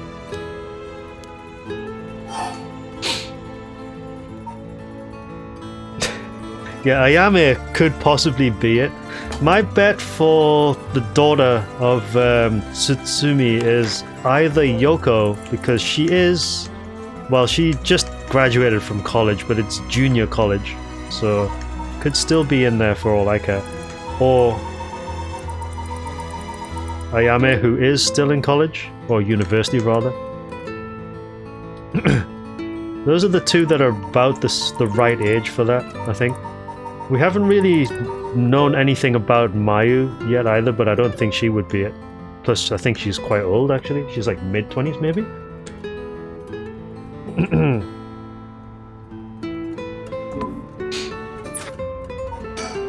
That's all I know about that asshole's death. Hey Mio, I've been thinking something. The way she described it reminded me of something. The way Mr. Jonuchi died. It sounds a lot like how Michio died. Of course, I didn't see it myself, but the state Michio's body was in, it was like she had fallen from high up. Could they have been killed by the same curse? I don't think so. The curses of the Seven Mysteries hadn't manifested when she died. And if we can trust what the spirit board said, then Michio died in an accident. Oh, right. Mio's exorcism. He told me, were you possessed by some kind of evil spirit? I don't understand all too well myself. What I can say for sure is, thanks to Mio, the weird symptoms that were happening to me all went away. Yep, some people are born with a natural sensitivity to the paranormal. They tend to end up isolated as they struggle to relate to the people around them. They also tend to draw spirits to them naturally. This can cause strange symptoms they don't understand, like headaches, muscle stiffness, and hallucinations, even memory problems. I'm sure it must have been very hard. So that's how it works, huh? Do people also have their personality taken over when possessed too? It's possible with spirits who have a very close relationship to their target, like siblings or a parent and child. But you almost never hear about people being taken over completely. It's when the two parties aren't in sync that these negative effects can start to appear. So the seances or whatever you see on TV are all bogus? Not quite. There are mediums and diviners who can align their minds with the spirits they call. Though there are people on TV who are just putting on a performance. Huh. There are people who in life had extremely powerful spirit sense or a deep connection with the person. But even they shouldn't be able to completely take over the person they possess. And even if they could, It'd only be enough to pressure them to choose certain behaviors that wouldn't be unusual for them to do on their own to begin with. But if that's the case, wouldn't you not know if you were choosing that behavior of your own will or not? Hence why there are lots of cases where people don't even realize they're possessed, though the spirit may influence the behavior and memories of the host. The deeper their connection in life, the easier it is for that to occur. I see. Getting possessed by a spirit is pretty complicated, huh? Must have been tough for you being possessed for so long, he told me. Whatever might happen to me doesn't make any difference. Me being able to see spirits and stuff has nothing to do with how things ended up like this. Yeah, it's not like being able to see them is your fault either. Same goes for me. Maybe it's just something we have to live with. I think you have a knack for it yourself, Yako. I bet you could see them too with a little training. I think I may pass. So that's why you do the job you do, huh, Mio? I thought she was a weirdo when she showed up all of a sudden saying she was going to exorcise me. If you hadn't said anything, I probably would have knocked your lights out. You tried performing an exorcism on her without telling her anything? You see, in my experience, most people don't understand no matter how much I explain. They only accept my explanation after they see the results. I guess that makes sense. He told me last night before you witnessed Mr. John Uchi collapse. Can I ask what he and you were doing in the classroom? You gonna tell the cops? Oh, right, with everything that happened with Mr. John Uchi. They'll suspect you if we told them we saw you with him last night. Anytime something happens with someone like me, all those shitty adults start jumping to conclusions. I understand. I won't tell them. You wouldn't have been able to kill him anyway. If you say so, then I don't mind telling you about it. So last night, that piece of shit John Uchi called me over here acting like he was going to attack me or something. What? How terrible! Whatever, I'm glad he's dead. He had it coming. Calling people worthless and a cancer on society when he doesn't know shit about them. That asshole was the one always acting like scum, if you ask me. Why is that highlighted? Interesting. Is that so? Could you tell us in more detail why he called you out in the middle of the night? It's hard to explain. Where to start?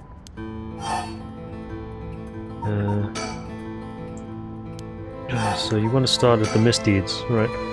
What did you mean by Mr. John Uchi acting like scum? Was he doing something bad? You know Michio Shiraishi, right? The girl who killed herself. Huh? Michio? I don't know everything, but that creep of a teacher had some dirt on her, and he was using it to blackmail her, call her up after school and make her do whatever he wanted. What? Well, what do you mean when you say whatever he wanted? I'll leave it to your imagination. Nothing that a couple model students like you would ever get involved in. No way, that's how. What do you mean by dirt? I don't know anything about this. How could I not have known about this? Yako, I know how you feel, but try to calm down. You've got guts acting like you were her friend. John Uchi really did a number on both Michio's body and soul. She probably felt she couldn't tell anyone, like she had to suffer alone. So did she jump in front of a truck then? Because my initial thought was that she got hit, like it was hit and run probably. Well, no, the two police detectives said that it was technically, it seemed like a hit and run, because there were no skid marks from tires on the road, which means that the driver would have hit her and then drove off, like immediately.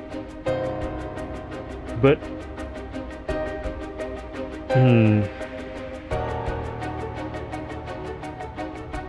I need to think about that a little bit more. Very interesting, the twists in this now, though. Very, very interesting indeed. No, how terrible. You told me. How'd you know about this? I just happened to walk in on it. I know the spots around school people go to when they want to stay out of sight. He ran off in a panic when I yelled at him asking what he was doing. Walked in on it. Couldn't just leave her alone, looking like she was about to cry, so I stuck around for a bit. He told me everything that happened in whispers. He probably figured I wasn't the type to spread that stuff around. But she never asked for my help. He told me that she was fine and to keep it a secret. Michio, why? He probably thought she had to grit her teeth till it was through. She was naive. I tried to tell her that if you give guys like that an inch, they'll take a mile. She kept saying about how it was her punishment. She was soft. No. Of course, Jonuichi didn't change. He kept on doing what he was doing. I don't understand either of them, but that's as much as I was involved. And then she killed herself. Nothing I can do about it now. They told me if you knew about it, then why didn't you? You trying to say it's my fault? She told me not to say anything. She told me she was fine. What the hell more responsibility do I have other than what I already did? Yako, there's no point blaming, he told me. Michio, why?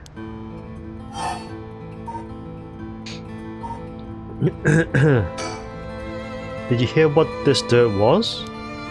Nope, never heard what it was. But from the sound of it, he'd been blackmailing her since about a year ago. For that long? The dick probably caught her doing something she shouldn't have been. She looked well behaved, but there's more to a person than meets the eye, you know. There must be some reason. Dunno, got nothing to do with me. So last night, how did it start? Ah, right. Remember that nosy cop I mentioned who was always on my case? He died at the former Yasuda Gardens a couple of days ago. Yoshimi was his name. He was a part of the juvenile division. He didn't look like a cop at all, a real rough guy, but good at looking out for folks, so he was the only one I could talk to. So there was someone like that with the police. Too bad he ended up dying. Oh, another thing, one time he suddenly introduced his fiancée to me. It's hilarious seeing a big guy like that act like a shy little kid all of a sudden. He told me that she was like me when she was my age and that she was on my side. It must have been a terrible loss for her too. Yeah, I do feel a little bad for her when I think about how sad she must be. And I saw him at the gardens the night he died. Oh no. She's bad luck, this girl. Whenever I would get worked up over something, Yoshimi always took me straight to that park. Then he listened to whatever it was I was pissed off about. That day he called me over there like usual. But something seemed off about him, like he was worried about something.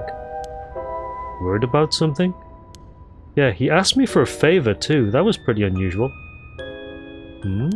A favor? What kind of favor? He handed me a weird talisman and asked me to hold on to it for him. A talisman? I have one of those. Yeah, just a normal good luck charm. I figured if that's it, then sure, I'll take it.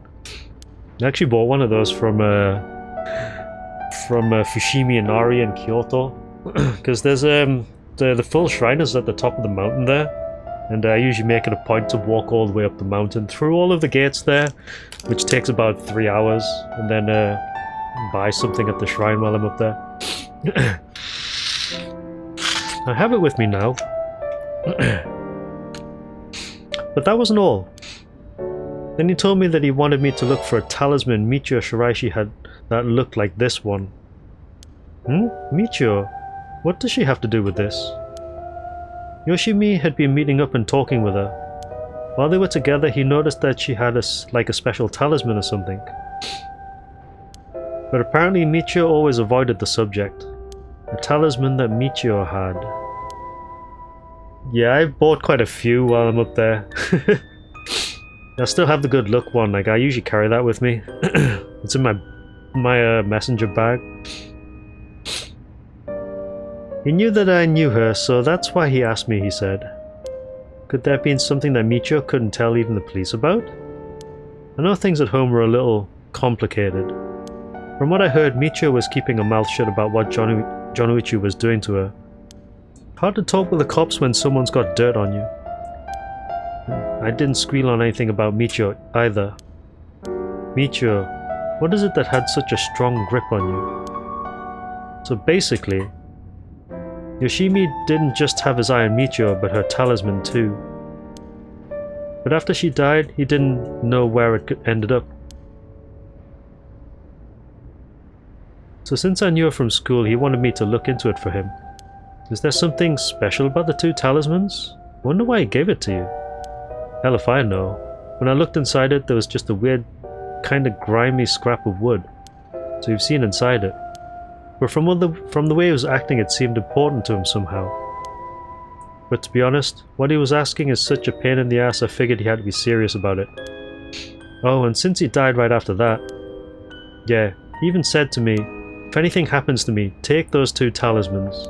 Give them to a guy named Nakagoshi at the police department. Is that the chief? Oh, that's the chief, isn't it? Knowing what I know now, he probably felt that something was going to happen to him. Nakagoshi? Do you know him, Mio? No, I've just heard the name, I think. So there really is a Nakagoshi. That's a relief at least. Anyway, it didn't feel right just ignoring a dead guy's last request. Tommy. Yeah? That talisman. Would you mind if I had a look at it? Sorry, but I don't trust you all that much yet. It's important to me. Oh, okay. Fine. So last night you were looking for the talisman Michio had? Yeah. And I figured that piece of garbage teacher would know the most about Michio. I asked him yesterday afternoon if he knew anything about her talisman. Excuse me. He gave me some cryptic response like, I can't talk about it now. Come to school tonight. He even gave me the code to the lock on the back entrance. He seemed pretty willing to give it out, so I wouldn't be surprised if he's used it for secret meetings before. Yuck, I can only imagine. We climbed over the front gate to get in. So yeah, we met up in the classroom in the middle of the night, but nothing he said made any sense. Like, that I was really Michio and stuff like that. What? He went on and on about how it was my fault and that if I hadn't been around or something. He grabbed a hold of me, breathing heavily. Eep! Were you okay? Yeah, that's right when you two showed up. I was able to get away while Jonoichi was freaking out. Oh my gosh, good thing you got away. So it's really all thanks to you two that I got away.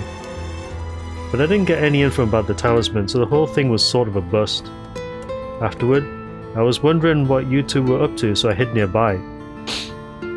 Then I saw you and old man Ashimiya talking. Then Mio showed up. Wait, what? Oh, you did? That's also why I saw Jonoichi come back outside and bite it. I see. So you were only here to look for Michio's talisman. She still doesn't trust us yet. I was doomed to fall for that creep Jonoichi's trap so easily. Could have gone a lot worse, but I lucked out. Yes, you did. What you described does sound like Michio killed Mr. Jonoichi. She did have a reason to hate him after all. No way, you mean that really was her ghost? Like for real? Those who die bearing strong resentment or regret can occasionally become spirits, either bound to a place or roaming freely. However, it'd usually be impossible for them to kill the living. Most don't have that kind of power. But it's possible they could possess someone close to them to act on those lingering regrets. Huh. Wonder if that's what happened. Alright, then supposing what the spirit board said is true and Michio's death was an accident, then she must have had some regrets. If she really hadn't given up on living, that is. I don't think she was the kind of girl who would just give up no matter what the situation. I don't really know, but she didn't seem like she had something tormenting her so much that she'd kill herself.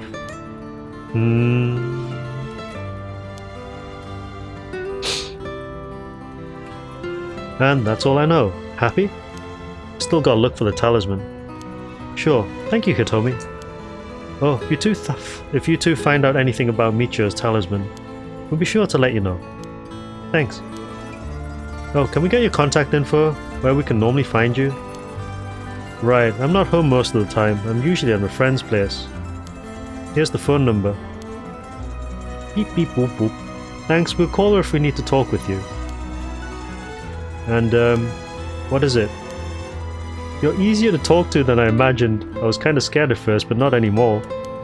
Shut up. You were the one avoiding me. Well, you are kind of delinquent-ish, aren't you, Bancho? Anyway, catch you later, and don't die out there, okay? Thanks, we'll be careful. Don't die out there. We should go back to school, I think, though. Alright then. We got a lot of new information. Yes, so did we. I like how it's like fourth wall breaking here. You're looking at this. We got a lot of new information. Yes, we did. Sounds like Mr. Jonucci was killed by a curse, just as we thought. Which means there was a curse bearer at the school. Multiple, in fact. Multiple? You think so? Yes, the curse echo we experienced in the school and the one that killed Mr. Jonucci seem to be different. People in the school at the time other than us were... Mr. Jonucci, Hitomi, and Old Man Ashimiya, who you ran into. I was thinking it would be among them, but there was one more person. Hitomi saw a girl in a school uniform with braids. From what Hitomi was saying, it doesn't seem like she's one. Mr. Jonucci is pretty suspicious, though. If he were a curse bearer, it would certainly explain why he was killed. Right, that's why I say there are multiple. Alright, the person who killed Mr. Jonucci would have to be one too. Which means it must either be the mysterious girl or Old Man Ashimiya? Yeah, we should certainly be careful of them. That said, the mysterious girl and the fact that Mr. Jonucci thought it was Michiyo that was attacking him has me wondering. Of course, I doubt Michiyo herself was actually there, but... Oh, I just remembered, I also saw Mr. Araishi outside the main gate last night. Mr. Araishi? Didn't we take his thing? It's the ever-burning lantern, though. Yeah, that's the one that kills with darkness. The thing is, at that point in time, I'm sure he probably lost his curse echo. The ever-burning lantern. Yeah. So that kills by disembowelment, not by crushing of limbs. So it's definitely somebody else that killed the teacher. The one-sided reed in Yako's bad end killed Mio. So I still think that that's the janitor. Because he is like kinda sus. Very, very sus.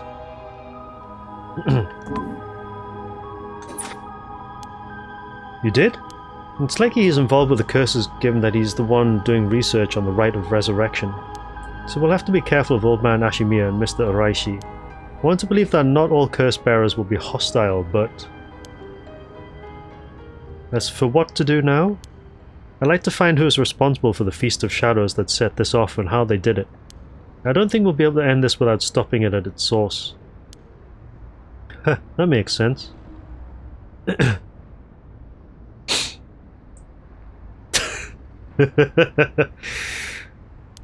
In which case, next we should do... What exactly? And why are you looking at me? We need to talk with Mr. Araishi. He definitely knows something. It should be safer during the day, so I think we should try to look for him. Got it. I'll help in any way I can. But the school is closed. I wonder where he could be. Let's try heading someplace somewhere we may know where he is. Where to go then?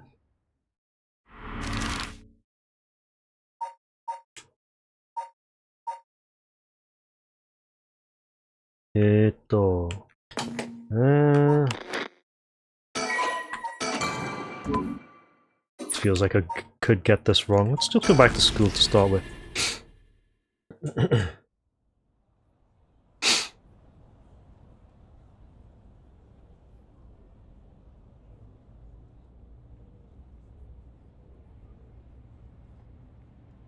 And so, Mio Kurusuzu and Yako Sakazaki decided on their next location to investigate.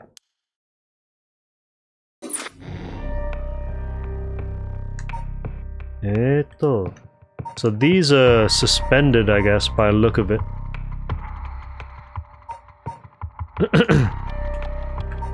Alright. so... Let me drink for a second. Death note, God.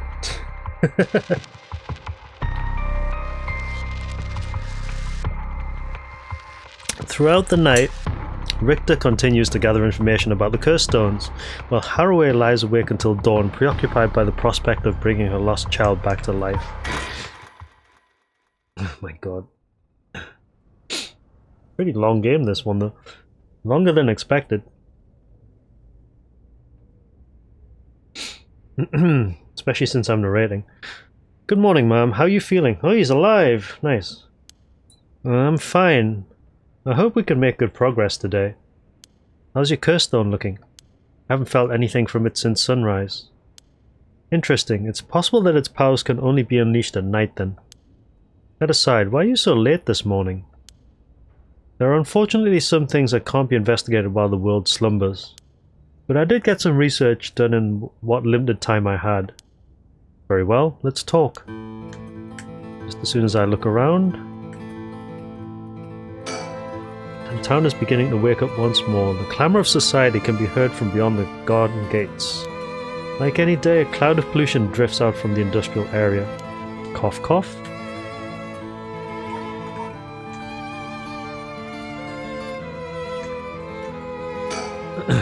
This is the old mansion where I was born and raised. Okay. The Shigema. Once a warrior clan with a mansion in Honjo, now a dynasty of police officials. The Shigema family is one of considerable repute. The family estate was originally located some distance from the city, but the Great Kanto earthquake of 1923 forced them to rebuild in a new location. The Shigema mansion was at one time a bustling place where members of the social elite mingled. 1 year ago, however, the head of the house was struck with a sudden melancholy, and ever since their mansion has stood silent as the grave. No one's in the mansion at the moment. The door has been locked shut. Housekeeper has already left after cleaning and preparing food. Okay, so that's everything at the mansion, that's everything at the surroundings. I think. We may be surrounded by curses and death, but it matters little. My only concern is whether I can see my child again. Beep, beep, bap, boop, boop. He's looking a bit tired. He must have been up all night investigating. Richter. By the way, there's something I wanted to talk to you about. And what's that? Our current plan is to steal a curse stone that's already absorbed soul dregs, but I'm wondering if it would suffice not to steal but instead negotiate with a curse bearer and have them use the right for our purposes? Oh, I mean, I suppose that would accomplish the same, but do you think it's possible? So long as we offer compensation, it may prove much easier than you'd expect. Compensation? Cash, for instance. That wouldn't be off the table for a family as rich as the Shigimas, would it? Of course. Why, any amount would be fine if it'd get the job done. I won't let monetary matters lead me to regrets the way it did back with the ransom. Okay, with that option on the table, let's figure out our strategy. Accumulate 10 hours of playtime, thanks achievement, for telling me exactly how long I've been playing for. Okay, so about the curse bearers. Do you have a curse bearer with whom we can negotiate in mind? Not yet. Surprisingly, it seems the other curse bearers haven't been that proactive about collecting soul dregs. Did you see the news this morning? No, I haven't. Overnight, 3 mysterious deaths were reported in the area. They've yet to announce the identities of the bodies found, but they've been nicknamed the Honjo serial killings, and it's garnered quite some attention on the streets. Oh my. Only 3? That's what I thought. Even if the victims were curse bearers, just 1 or 2 wouldn't be enough soul dregs. I mean, we killed 5 in our playthrough with the Shogo, so... for what those curse stones are capable of, a mere 3 victims seems a little on the low side. With this little activity all through the night, the curse bearers must be a cautious bunch. What's holding them back? Are we not all after the power of resurrection? There may still be some undiscovered victims, but it doesn't seem like anyone has gathered enough soul dregs yet. We might have to set up some bait to spur them into action, and then we offer them the deal. Sounds risky. None of the curse bearers seem very proactive. Wonder if this situation could be what the mastermind who kicked it all off intended. Now that's an interesting theory.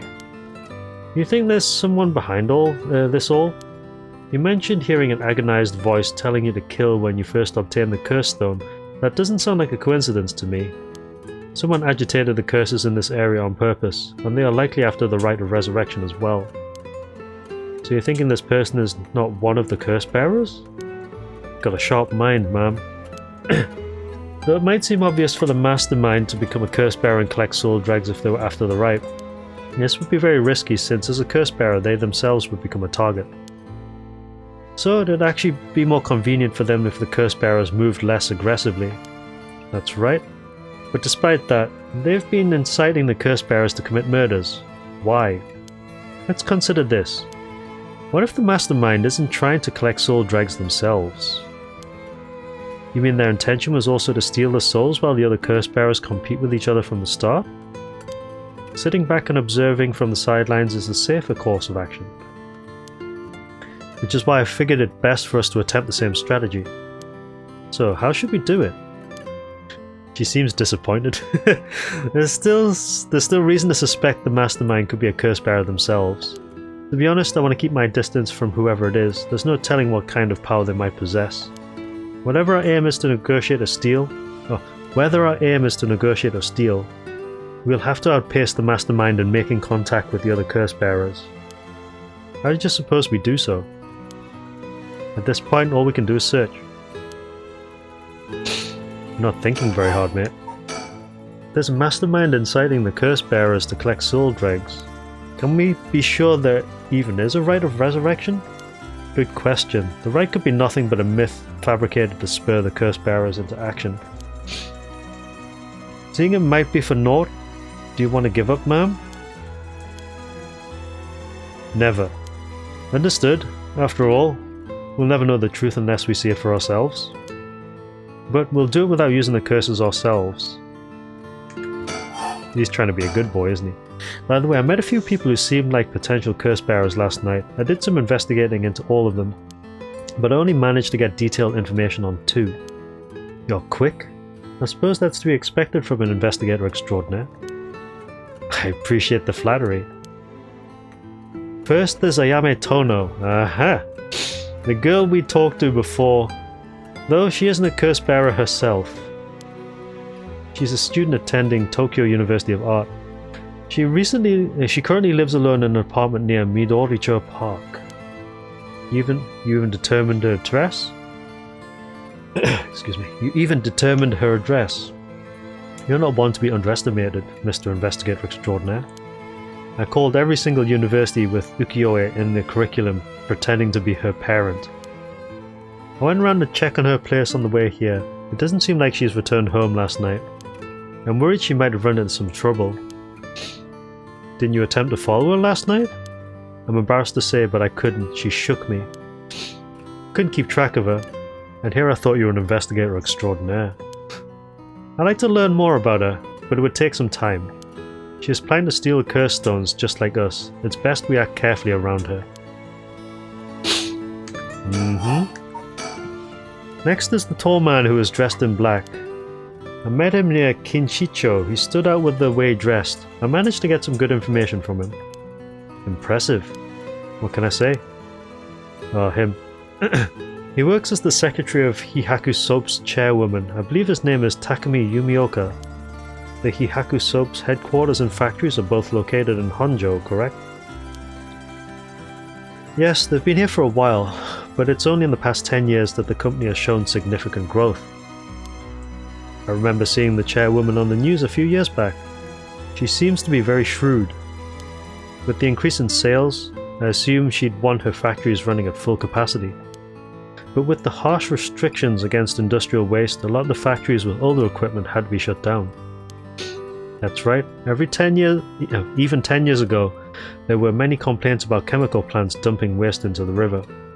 Most companies back then were more concerned with making a profit than protecting the environment.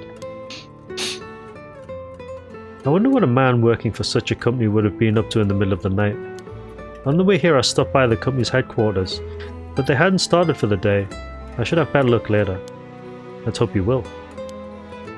Perhaps they're interested in seeing if the rite would be beneficial for their product research into beauty and skincare?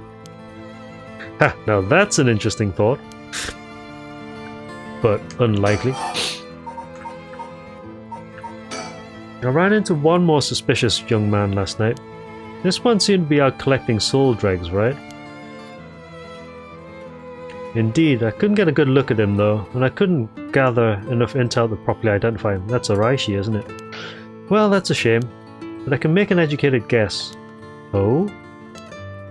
You know that researcher who discovered the ancient text on the rite of resurrection? The one that lives near here? His name is Hideki Araishi, and the man I met was very similar in stature. Oh my, even he is involved. How awfully suspect. Considering his background, couldn't he be the one who initiated the whole affair? I think it's possible, yes. Which is why I decided to refrain from making contact with him for the time being. Safety first. Understandable. Of course I want to learn more, but this isn't the right time to focus on him. I prefer to ascertain who else is a curse bearer. First I returned to Hihaku Soaps to see that man in black. Their headquarters are down on South Warigasui Street. Guess we might have to go there next, by the sound of it. I learned something new about the criminal involved with the kidnapping. It concerns the serial killings. There was a body found at Komagata High School. The person was identified as a school teacher. His name was Kohei Jonouchi. Do you think he was a curse bearer? Not sure. It's possible. But regardless, this means that the two people who knew the truth about the kidnapping are both dead. Just when we were getting somewhere. It isn't enough to make me give up, of course. Still, we don't know anything about Michio Shiraishi's residence. It'd be wise to pay it a visit. Understood? Is that everything? In addition to the 3 victims associated with the Honjo serial killings, there's Michio Shiraishi, who reportedly committed suicide, and the police officer who died at the former Yasuda Gardens. If strange deaths continue occurring like so, they're bound to inspire strange rumors. But those last 2 have nothing to do with the 7 mysteries, no? It's true, both occurred a week before this accursed situation began. Still, it cannot be ruled out. It's possible that the mastermind was involved even with those killings. Oh ho! How? What if there were preliminary steps to awakening the 7 mysteries curses? Can we really assume they're unrelated just because the timing doesn't match up? Or rather, the police officer's death is so baffling that it'd be easier if it were connected to these curses. The victim wasn't the type to be caught off guard easily. He seemed to know a lot about this. I suppose we weren't strangers. My personal feelings might be wrapped up in this one too. I see. If you were to investigate this matter more, you might get a lead on the mastermind. You're right. If we wish to focus on the mastermind's identity, this would be a fine starting point.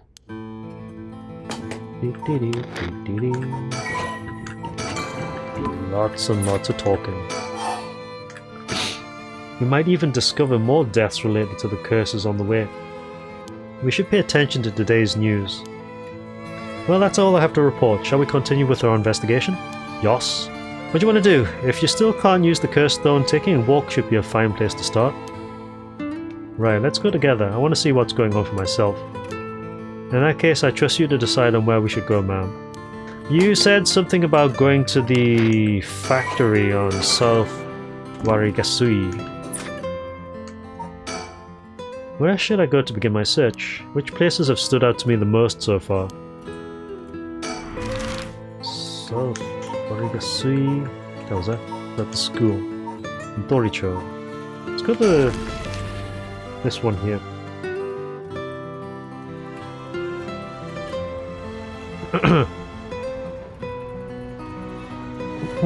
The Hihaku Soaps headquarters are on the other side of South Warigasui Street. They were closed when I visited this morning, but it appears things are up and running now. Let's have a look around. I don't see anything stickery related though. Surroundings. Back in the Edo period, the canal known as South Warigasui ran through this area, but it's been turned into a major road. It's a bit away from Kinchicho Station or Ryogoku Station, though it's still considered a nice area. The stories of the ever-burning lantern and the foot-washing mansion both took place around here. One of the bodies discovered this morning was found by this road as well. This is quite a lively area, huh? I suppose you could call it somewhat of a city centre.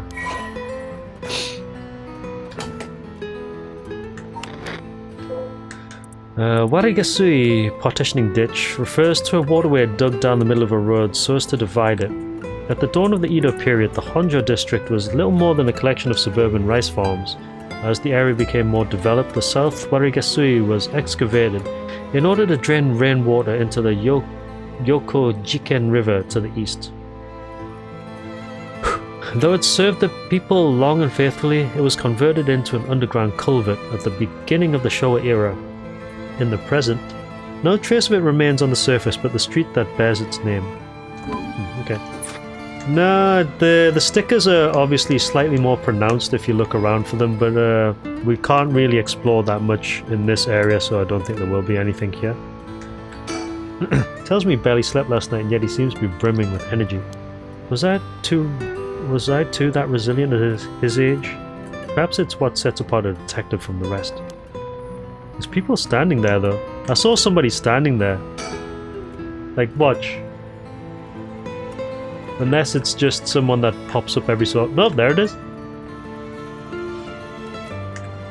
Hello, person. Can't click on person there, though. Unless it's just a background element there. I think a small soap making company could grow so much in such a short time. They have factories and warehouses throughout this area now. You can see why director and now chairwoman Natsue Yamamori is called the Queen. The Queen? Hihaku. A chemical producer that ranks 4th largest in the domestic detergent market and 7th largest in the cosmetics market. From its humble beginnings as a small soap company established after the war in 1946, founder Natsue Yamamori utilized her feminine perspective and a well-timed economic boom to boldly lead the company into new markets. Even as the market grew crowded with the industrialization of Sumida City, the company continued to expand, digging its roots deep into the area. In particular, it established itself as a household name by focusing its brand toward the rapidly expanding convenience store market. Its flagship products now include cosmetics, detergent, soap, shampoo, and more. The company's name, Hihaku, can also refer to kasuri, a type of patterned fabric. Is that what the logo represents? I think that's everything, yeah? Yeah. Okay. Person of interest. Oh, World Codger. Curse Echo question mark. Of course they're gonna put that there just to make us question everything. Natsue is the former president of Hihaku Soaps, a large chemicals company. Though she retired from her position 2 years ago, she still wields great influence over the company from her position of chairwoman. Recently there have been rumors about her possessing strange and powerful magic abilities, earning her the nickname the Witch of Hihaku. Ooh, questionable. Prior to the war, Natsue enjoyed working her dream job at a textile factory. She was forced to face the bitter reality of the world, however, when the factory was destroyed by a fire during the war, and she was ordered to rework the fabric she had painstakingly crafted into something more suitable for blue-collar work. Witnessing the rise in popularity of Western-style clothing in the post-war period, Natsue left the textile industry. However, a nod to her past can be seen in her company's name, with Hihaku being another name for kasuri, a type of fabric featuring patterns and images woven with dyed fibers. Having long been dissatisfied with the soap supplied at the textile factory, Natsue saw a business opportunity and set up her own small soap factory. Taking inspiration from imported soap brands, she developed new products which quickly gained a good reputation. Ever the shrewd businesswoman, Natsue ran an aggressive promotional campaign on TV featuring a popular Japanese singer, rapidly turning Hihaku soaps into a household name. Always reading the backstory. You mentioned that Takumi works as her secretary? That's correct. Do you think it's possible he's acting on her orders? That's exactly my thinking. A curse bearer with both money and power could certainly look at resurrection as their next prize. Negotiating with a person of that stature may prove difficult.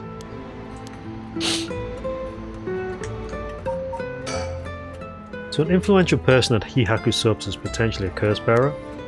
Richter proposed we use money to negotiate for the curse stones, but we could hardly outbid a large corporation if it came down to it. Business is up and running. I can see people inside the reception area. Okay. You're actually going to go in there or what?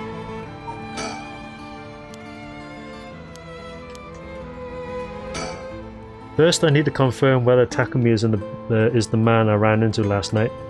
Then I'll be able to determine if he's a curse bearer. It'd be better to go inside the headquarters alone. You should walk around, visit a cafe for some tea perhaps. Gonna go in. Maybe a while, so feel to find... What is this grammar? I'm gonna go in. I may be a while, so feel to find somewhere to kill time. Shouldn't that be so feel free to find somewhere to kill time? Okay, good luck in there. God. Oh, he's back. Sorry to keep you waiting. How did it go? I'll fast forward to the conclusion. I met with Takumi. There's no doubt he's the same man I saw last night, but it doesn't seem like he's a curse bearer. But it doesn't mean he has no connections to the recent curses. He knew about the 7 mysteries. He even guessed we have a curse stone of our own. Excuse me?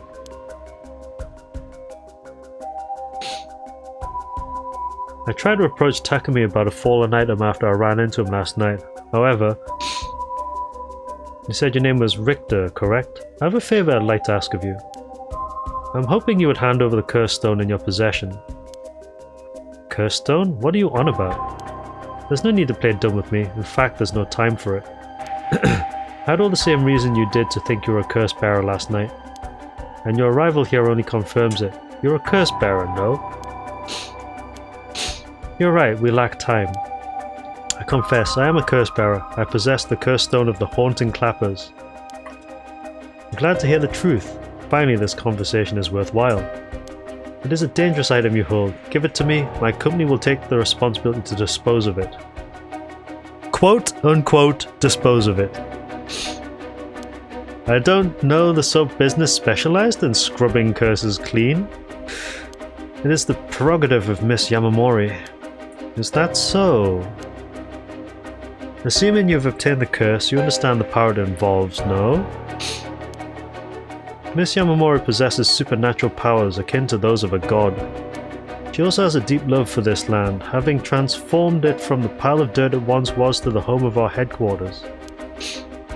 She cannot stomach the fact that it's now the site of these curses run rampant.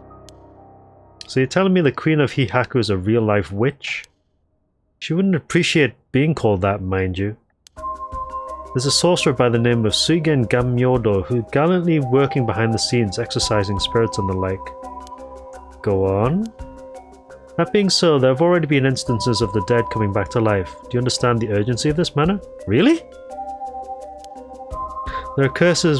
These are curses we're speaking of, tools which are used by wicked beings to possess people.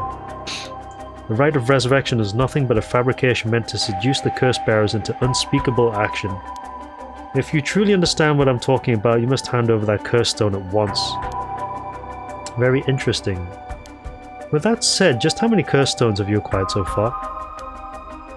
If what you tell me is true, surely the company would have launched a large-scale search by now. We have 6. Really?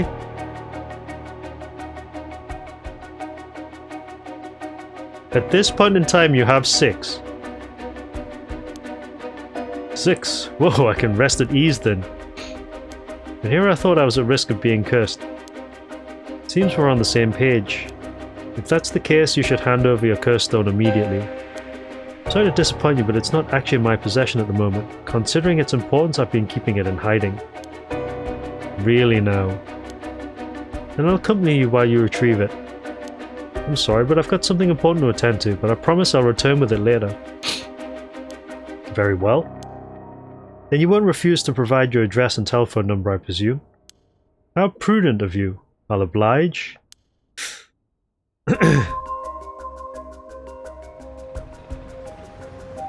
How the heck did he get 6?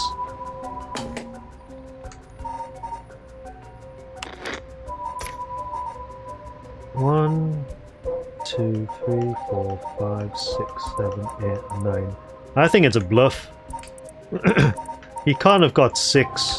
I mean, I think the Whispering Canal is still unaccounted for considering Shogo is dead.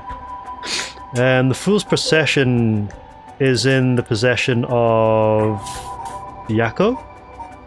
And the Beckoning Light, we don't know where it is. The Haunting Clappers is ours. The Evergreen Beach is the detectives. The Taiko is unaccounted for. The Foot Washing Mansion is taken by the detective from that kid on the bridge. One-Sided Reed is the serial killers, and the Ever-Burning Lantern is also taken as well. I think, yeah. Extras that are at 15, yeah, that's possible. But there's still one unaccounted for here that we haven't really come across yet.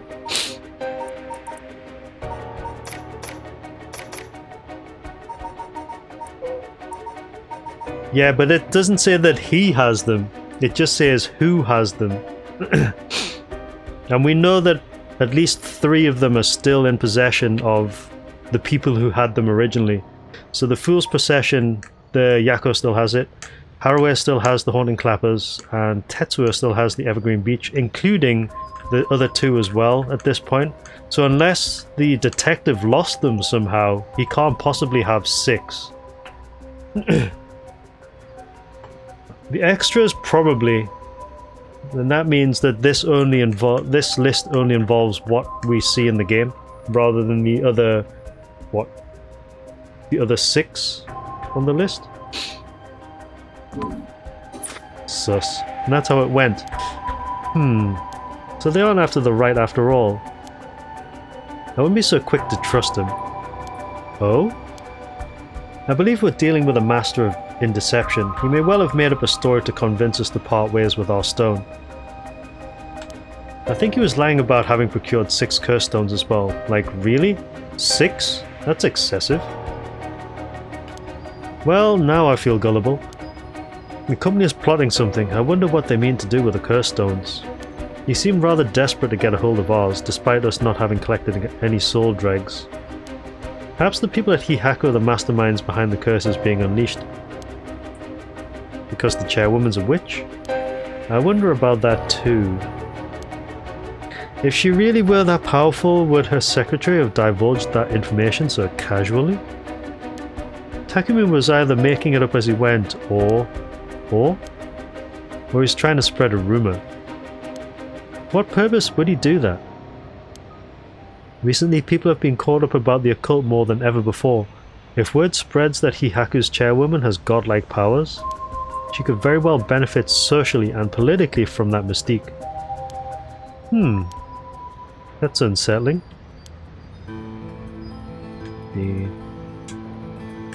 Nothing else here? No. By the way, there's one more thing of interest I heard while in the company's reception lobby. And what's that? People were discussing whether one of the bodies found this morning was that of a Hihaku employee. Really? So long as the officials haven't revealed the identity, it all amounts to no more than speculation though. Despite that, I have reason to believe Hihaku Subs is deeply involved with the 7 mysteries. At the very least, I can assure you I've gathered that much. The more we know, the better our negotiations will go. Damn, he's good. We should avoid Hihaku for the time being. It'll be a pain if I have to deal with Takumi again. Okay, so that's a tick for that one. In the meantime, we should be off somewhere else. There's no reason to stick around here any longer. Okay. How interesting that the Queen of Hihaku, or the witch, whatever she is trying to get her hands on the rite of resurrection. It's like some kind of dark fairy tale. Regardless of what is or isn't true, we must stay one step ahead. Right, so let's go to the nearest one. And while they're walking, I'm going to the bathroom. Give me a second.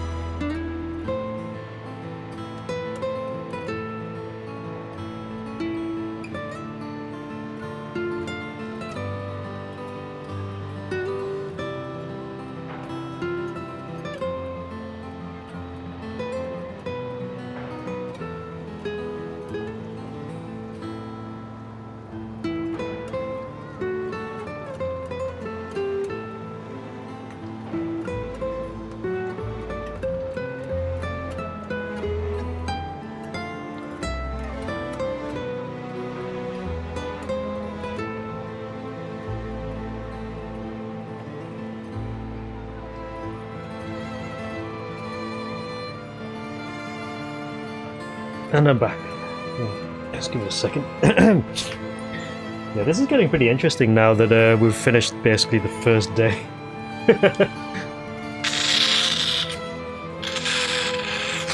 We're here. This is Midoricho Park. Ayame Tono lives around here. She wasn't in her apartment when I dropped by this morning. I wonder if it's worth checking again. Have a look around.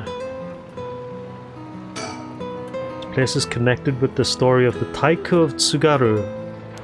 Not only that, Katsushika Hokusai's home was also in this area. That might be why Ayame chose to live here. Ayame. So a small park bordering South Waragesui streets, sporting a mixture of cherry and evergreen trees.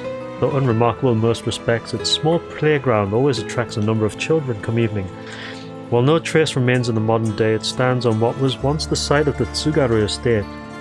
The legendary artist Katsushika Hokusai is also believed to have been born in the vicinity. Is that all of this? Yeah, so there's like one more area left to go. Yeah. One more mystery left to uncover, and several phenomena and curses still to go. So we're probably going to get into them pretty soon. In terms of gameplay, one more for gameplay as well. Okay, cool.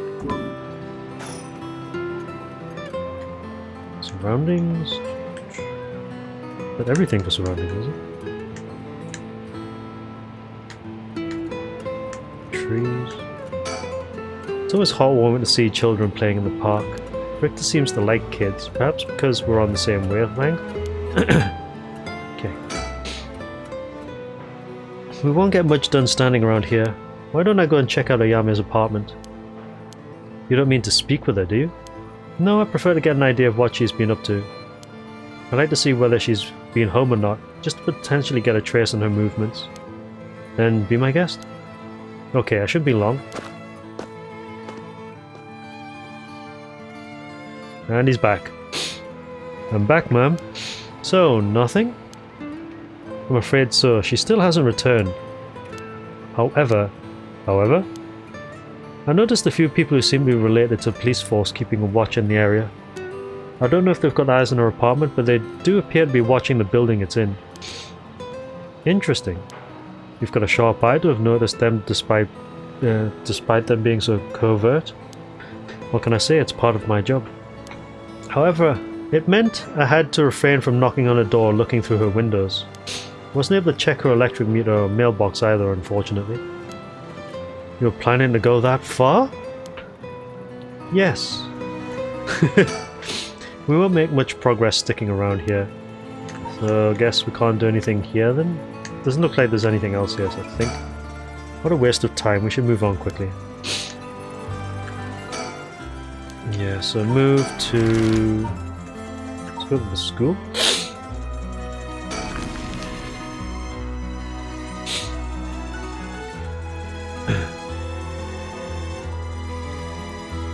Here we are at Ground Zero, Komagata High School. I guess it's logical that the police got this place shut down. The teacher's body was found here after all. It's as if the students have nowhere to go now that the school's closed.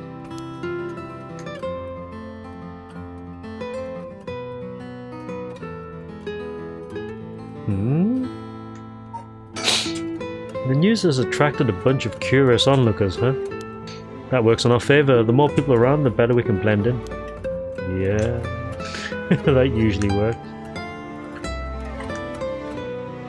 Surroundings, school gates, just Richter, is it?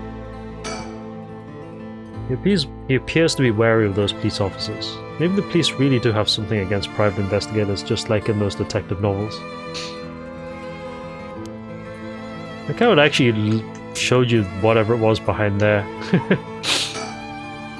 It seems the officers are still inspecting the scene. Entry has been strictly prohibited. Okay.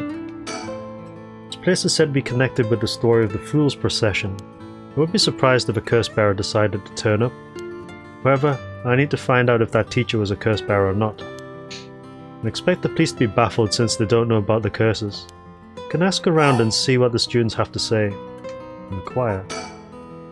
Alright, I'll go ask the students about Michio.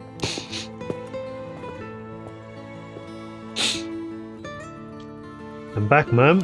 So what did you learn? That school kids sure love a good rumor. I was practically drowning in stories about Mr. Jonuichi and Michio, most of which seemed dubious at best. Not surprising. Most of what I heard was hardly worth a second thought, but there was one story that caught my attention. Oh? Some believe that Michio is the one who killed Mr. Jonuichi. Really? The story's got two pieces of evidence to back it up. One of them wasn't news to me. Apparently he's been mumbling that Michio was going to kill him for some days now. A fellow teacher overheard his mumbling and told the students. And then it spread like wildfire, I suppose. Rumors that juicy don't stay a secret for long. As for the other piece of evidence, a pigtailed girl in a school uniform was seen around school late last night. Go on. Although numerous people claim to have seen the girl, not one of them saw her face. Some are proposing it was Michio brought back to life or that it was her vengeful spirit. But it's not like Michio's the only high school girl to wear pigtails. This rumor might have been made up just to fan the flames. But if it were true, I want to get a hold of her in order to hear her side of the kidnapping. If she's alive, that'd be ideal. There's still one more thing I should mention. I discovered where Michio lived. A student had a list of student addresses on hand. That's an amazing find. I believe all of the students actually have a copy of said list. It truly worries me how easy it was to obtain what should be confidential information. Yeah, I see some fucking GDPR going on here. Have a drink first.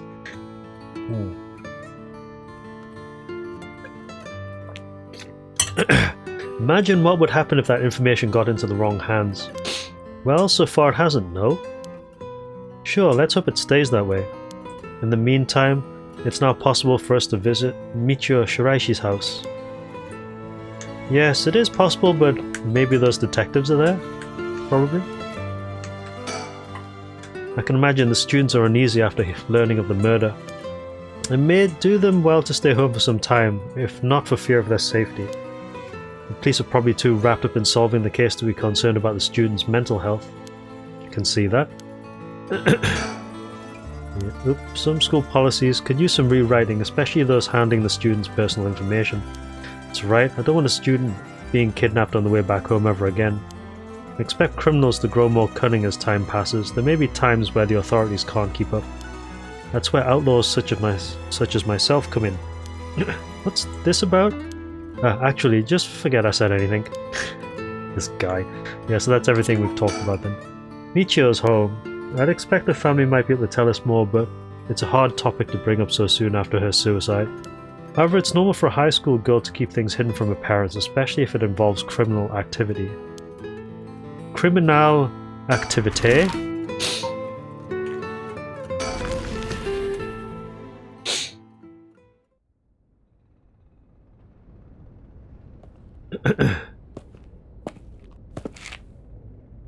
How did it go?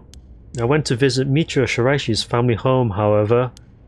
No one seemed to be there. I got no answer at the door and all the lights were out. It seems to have been empty for a while now. There were a stack of newspapers out front.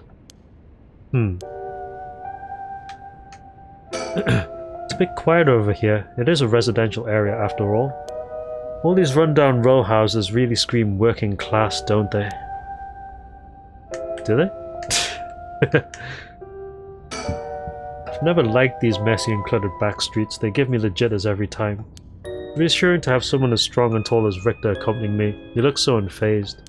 I suppose a detective is used to this kind of thing, always investigating and chasing criminals that wouldn't be cut out for it. Social connections run deep in working class areas like this place, so I decided to talk to the locals. I met a few nice old ladies who were kind enough to give me the scoop. Turns out the Shiraishi's reputation really went down the dumps this past year. Is that so? I'll give you the quick summary. They moved here about 3 years ago. Their previous residence was in a better part of town. Michio's father died in a car accident, leaving behind just the two of them. Michio's mom, Toshiko, now a single mother, relocated here. At first they got along with their neighbours, many of which were in similar situations, helping and being helped in turn. So far so good. What happened? Well, as I said, the reputation began to go downhill about a year ago. A man recognized that as Toshiko's common-law husband had moved into the household. His name was apparently Kankichiro Iwai. Neighborhood gossip is something else. Somehow everyone knew his name. That seems like an interesting name. So what of this Iwai character? What is it with Iwai characters being somewhat shady?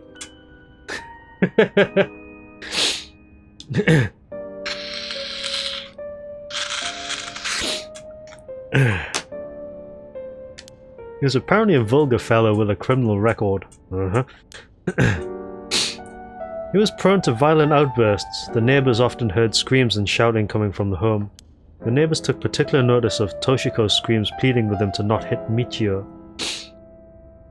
That's terrible.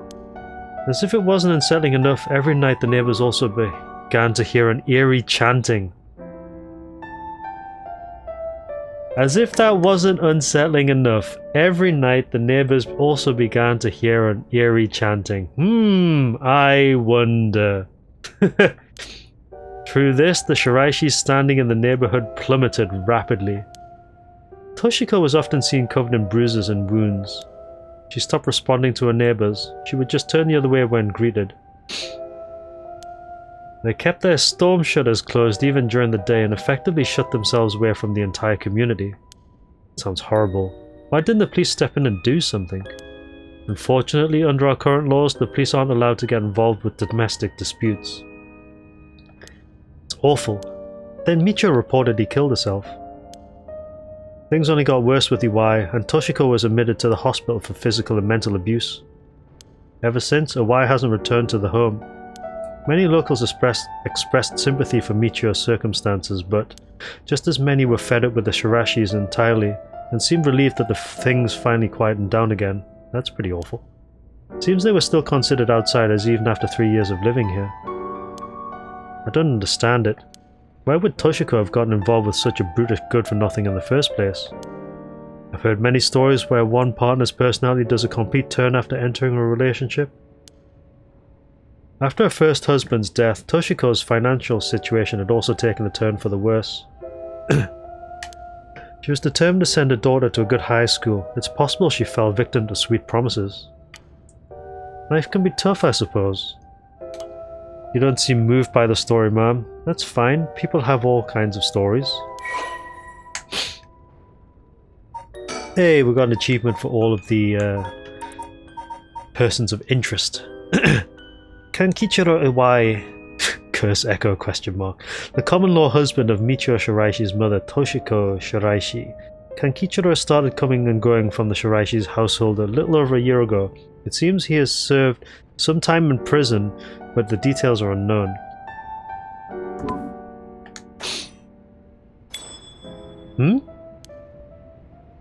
Oh, so you came here too? Huh? What is it? Ah. Could you repeat what you know one more time for me, Richter? Detectives!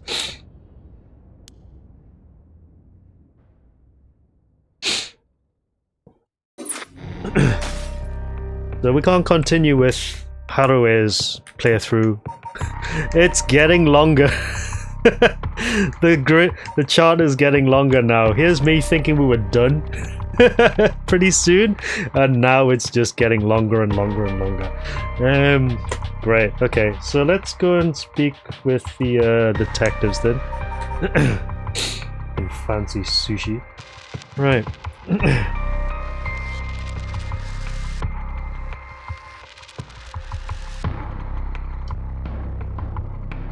Yeah. I think we had to suspend it at this point though. Can you give me a second?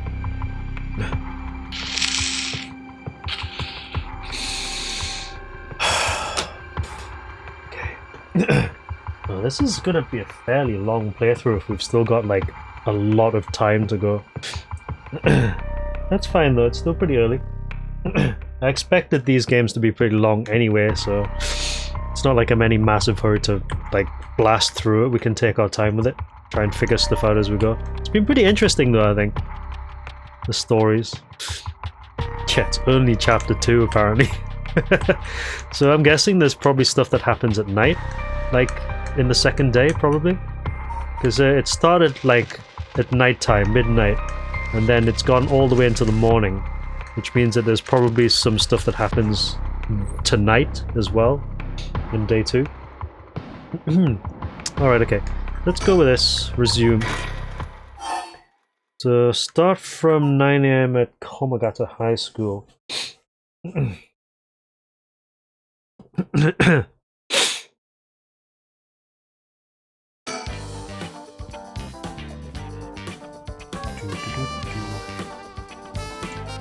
Komagata High School. So did we actually check? Here we are, Komagata High. Classes are suspended for the day, so the students are just kind of wandering around aimlessly.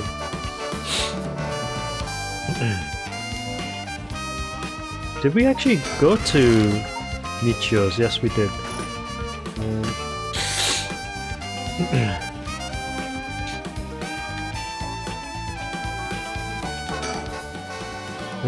Blah blah. Let's just speed through all of this first.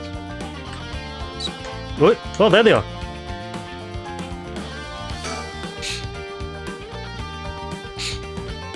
Huh? That's... Boss, what is it? You want to talk to those girls? I do! Yeah, dude, this is divine intervention. We were brought here for a reason. Come on, Ario. Huh? What?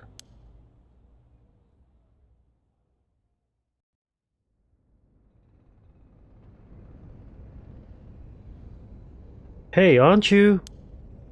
You must be that high schooler skirting the child labor laws who I've heard so much about. Say that again? Sorry about that. He's with me. Mr. Tsutsumi, if that's how you feel, maybe you should look into improving my working conditions. I prefer not to work for free, to be honest. Don't you worry about that. If you help us out, you can have whatever you want. Boss's treat. Wait. Really? Thank you so much. I always wanted to go to a fancy sushi place. Oh yeah, like one of those places in Ginza? I've never been, let's go. Oh my god, high school girls. Also, you can see belly. Why are fucking Seifuku always so short on the top in anime, god. It's never like that in real life. We got ourselves a deal, right boss? The girls are at our service. Hold on now, what just happened? I never said I'd... Sushi? Looking forward to it, boss. Wait, since when were you included? Haha, you guys are funny. You should do stand-up. Right, so let's have a mosey.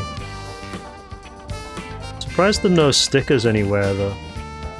Surroundings. Forensics are still investigating the area. I didn't really want to bring these kids to a place like this, but there were too many onlookers outside for us to speak comfortably. Besides, it would be good to have Mio look around the scene too. I'm gonna investigate the scene of the crime a bit. It's usually easier to let Ario do the talking when it comes to young people, but we only have a day. It'd be quicker if I take the reins this time. But he did manage to win them over with promise of food. Let's see how this plays out. It's one hell of a coincidence, huh? That this random girl you know is already involved with the case. You're such a dipshit, you know that.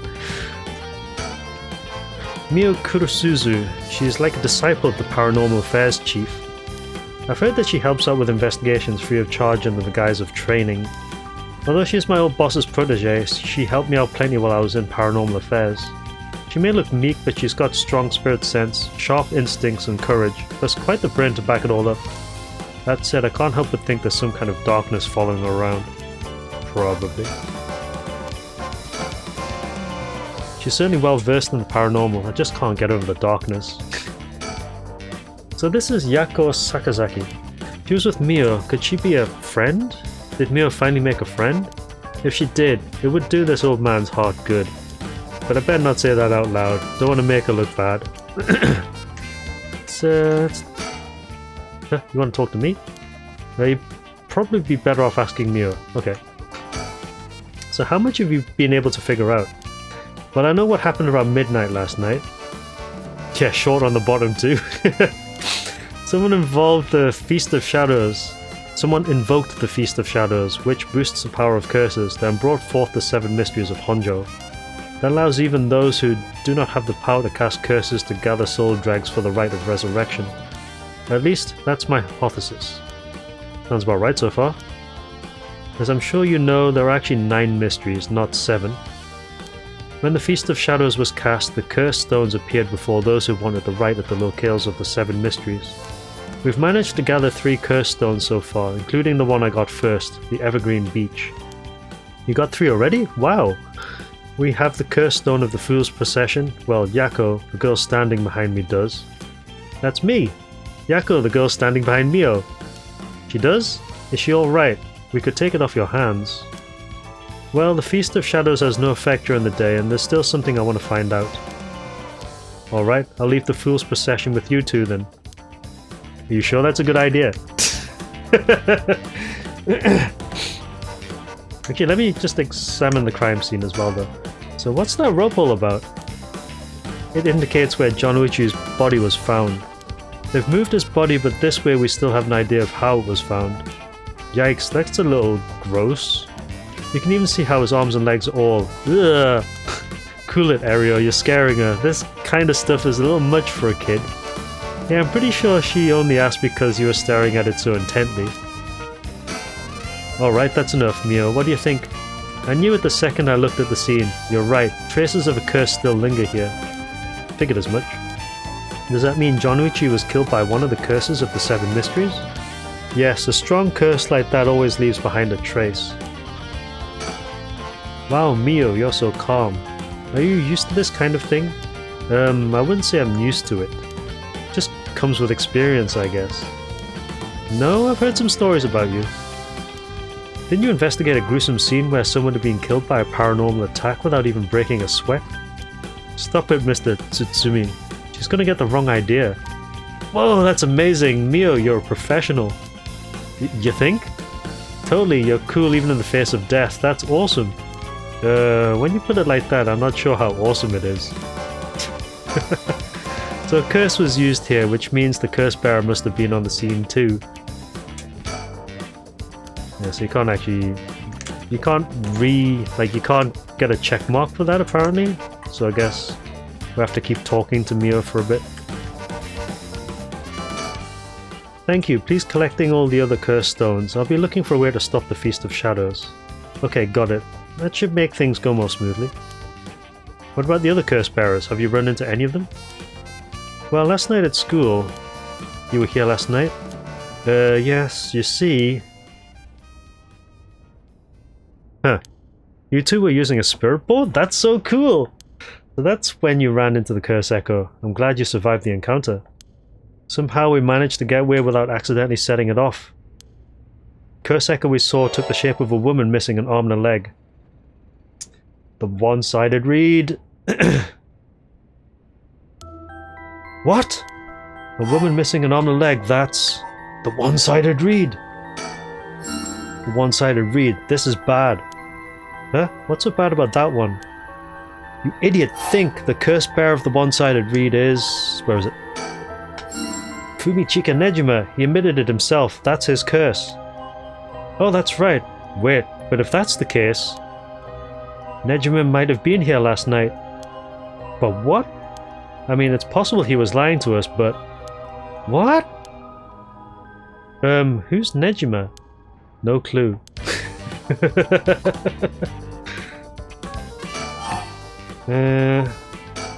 So Nejima is trying to take advantage of the Feast of Shadows for his own nefarious purposes. Huh? He said he's gonna massacre the city at sundown today? And he's trying to get your daughter too? That's why we've been trying to find him, but to no avail. Honestly, this information has been the most useful we've gotten so far. So just be sure, could you tell me who else was at the school last night?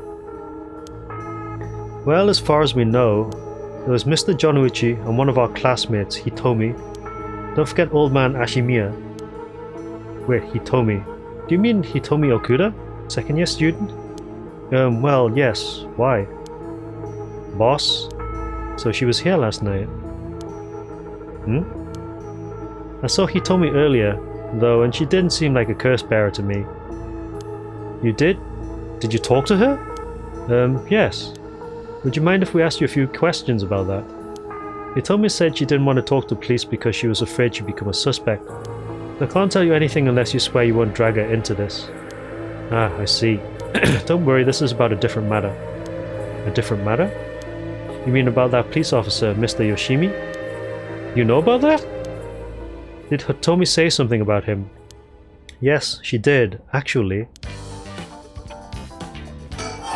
Keep going. Have to exhaust all of these, I guess. We're talking about the people who were at school last night. There's one more person, though I'm not too clear on the details. There was someone else? Apparently he told me actually saw Mr. Jonuichi getting cursed and killed last night. What? Talk about some vital information. What she said happened was... blah blah blah, yada yada yada yada. Michio was the one who killed Mr. Jonuichi? Are you sure it was really Michio that she saw? Well, that's what you told me. I wasn't there. That must mean that there was another curse bearer here last night. Jonuichi was killed by a curse, so someone had to have been there, whether it was Michio or not. Damn, boss. You really think it could have been Michio's ghost? I mean, based on what we've heard, highlighted, she does have plenty of reasons to be vengeful. Calm down. Just because the paranormal exists doesn't mean just anything is possible. It's still possible that Nejima was behind Jonuichi's death. But what about Hitomi's story? Question marks? Actually, can we check the curse was used here, which means that the curse bearer must have been on the scene too. No, we still can't actually mark that off as a check. Alright. Keep going. About this janitor, Ashimiya, was it? How old is he? Do you know how long he's worked here? Huh? Why are you so interested in him all of a sudden? I only just transferred to this school though, so I have no idea. He's around 50 years old, came to our school about half a year ago. No one knows what he did before, so there are all kinds of rumors about him. I see. Thanks, I think I'm starting to get a better picture of all this. Huh? Listen up. It's not uncommon for former prisoners to find work under an alias after their release. The notoriety attached to their former name can get in the way of proper rehabilitation, you see. What are you? No way! Ario, have the officers apprehended the janitor? He worked the night shift, so he might still be in the overnight room. Yes, right away! Boss, bad news. Apparently the room's been empty all morning. Sounds like they've been looking to question Ashimiya too, but couldn't find him anywhere. No. That all but confirms it. Just one more thing to check. Are there any photos of this Ashimiya? The old man seriously hated getting his picture taken. He'd always avoid it. Area, call an urgent search for Makoto Ashimiya. We can't let him get away. Yes, sir. I'll contact HQ right away. The area's gone for a wander. Keep talking. Oh my, I didn't expect this at all. Yeah, how could that old man have been some horrible criminal mastermind? I can't believe it. And a curse bearer on top of that. To think he was so close to us this whole time. Ugh, gives me chills. A guy like that really shouldn't have been allowed to work at a high school. Let's hope it isn't already too late. Oh! I may have shown Ashimiya my curse stone last night. What? I don't like this one bit. Nejima did say he wasn't specifically targeting curse bearers, but I'm glad nothing happened to you. Wait, but then, could it have been old man Ashimiya who attacked you in the hallway? I almost told him that you were still in the building too. We did. In the bad end, remember? What? You did? Yikes, good thing I didn't say anything. You might have gone very lucky there, kid. This is too much. I hope to find him soon. Come on, long arm of the law, help us! About the mastermind, right? To put a stop to the Feast of Shadows. It would help if I knew more about how the curses of these 7 mysteries first came about. In that case, you're probably best off talking to that crabby researcher guy. You mean Mr. Raishi? I would very much like to talk to him. Alright, he's a teacher here too, isn't he? You would know him already. He might be more inclined to talk if it's one of his students doing the asking. Do you know where he is? I do. We tried to talk to him, but he refused to cooperate. But you two should give it a try. He's at his usual cafe working on his papers. The cafe. Oh, Kurokikyo Cafe in Kamezawa? Thanks, we'll head over there now. School rules say we're not allowed to go to cafes, though. Don't worry about it. I'll allow it. Thank you. Huh, that's all it takes? Yes, apparently. Yeah, a lot of this is exposition right now though, but it seems very linear. There must be a mastermind behind everything, someone who orchestrated all this for a reason. I want to find out why.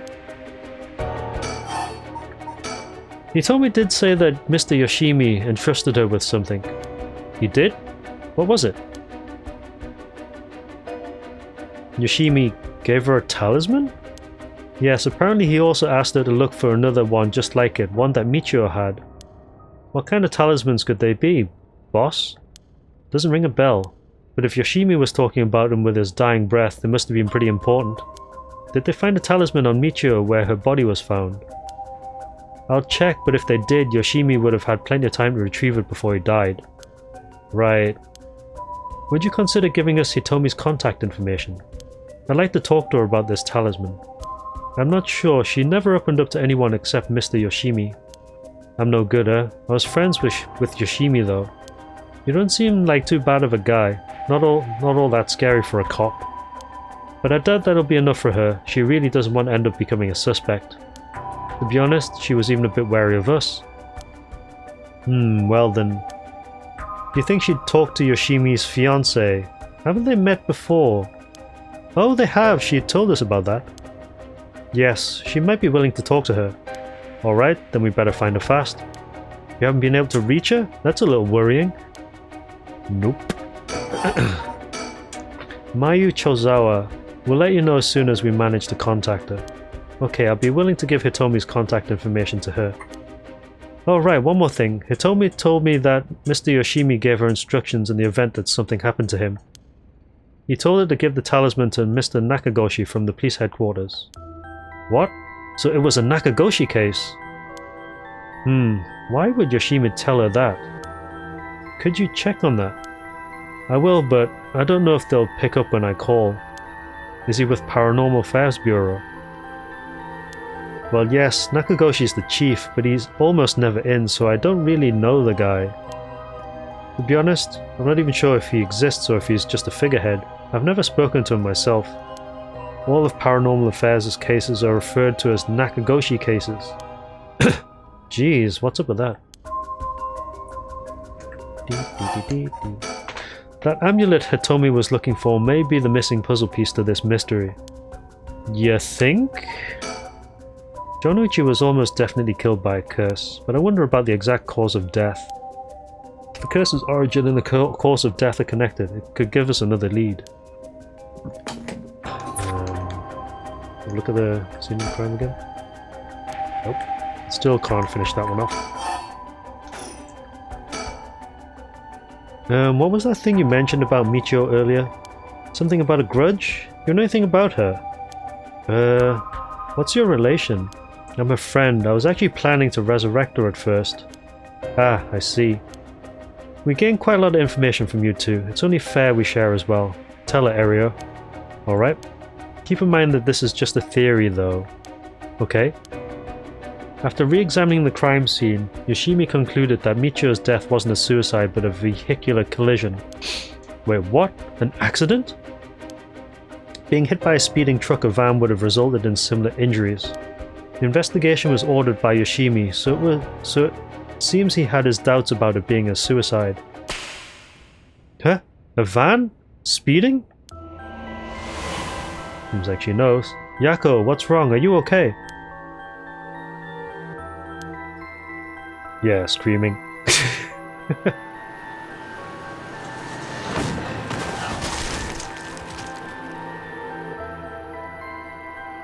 A van. There's a young man in the driver's seat. In the passenger seat? A woman? Yes? Wait, was I? Are you back now? How do you feel? You're covered in sweat. Yeah, I'm okay, I think.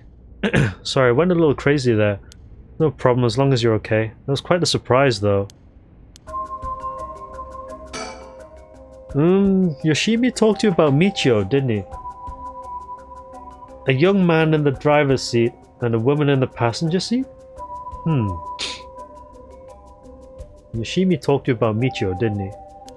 Well, he didn't give me any specifics if you're wondering about that. So I don't know what was truly on Michio's mind either. Right. You have any idea why Jonuichi was so scared of Michio? Well, about that.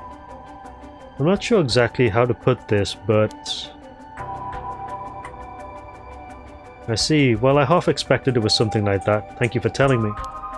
Sorry, it's hard to explain. Wonder what he got his hands on to be able to blackmail her like that. Michio, what happened? Okay. Can we actually finish this one off now? Hey, boss, Forensics is calling. I'll go see what they have to say. Sure, thanks. Boss, they found this on the ground a short distance away from the scene. What is that? Ribbon? Yeah, the kind you use to tie up your hair. What? I've seen that ribbon before. You have? Go on then. That's the ribbon that Michio always used to wear. What? Does that mean that Michio was here? Are you sure? Dun dun dun! Plot thickens. Definitely, I have the same one at home. We brought them together. That has to be hers. Then, did she come back to life somehow? But how? Sus. Very, very, very, very, very, very sus. If it was Michio and I came back to life, where would I go? That's the question. She got her revenge on Jonuichi, but she may have more revenge to dish out. Is there anyone else she'd have a grudge against? Well, about the guy who killed her in the collision? What about the guy who killed her in the collision? If she really did come back to life, then it's terribly sad that she's spending her new chance at life like this. Being obsessed with revenge is such a tragic way to live. I'm afraid that's all we can tell you. Don't worry, you're a big help, thank you. We should start our search for Nejima and Mayu Chozawa. It might be worth it to check Michio's house as well, just in case. Let's use the school as our base of operations. If anything happens, go to one of the officers hanging around here. Got it, thank you and good luck. Well, we'll go talk to Mr. Araishi about a way to lift this curse. Alright boss, let's go get going wherever you're ready.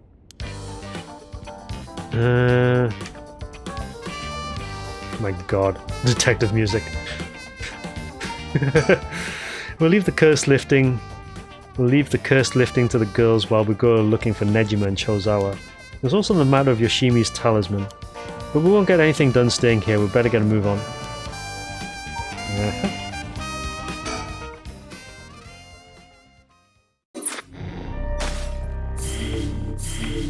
Alright, so we got this one back. Dead or alive. You're coming with me. Excuse me.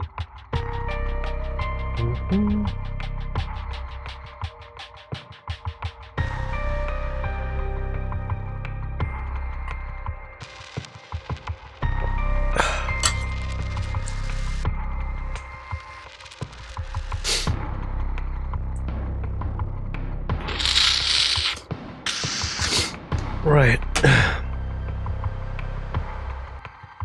Yeah, okay, cool. I'll catch you later, dude. Have a good night. Thank you for watching. I'll play for a little bit longer, of course. Starting to get very spicy.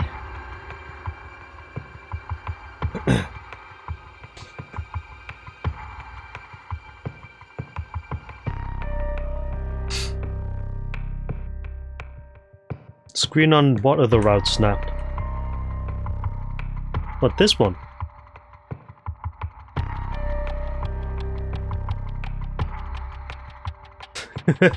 Which one are you referring to? These look fine actually though. Doesn't look like there's any branches here.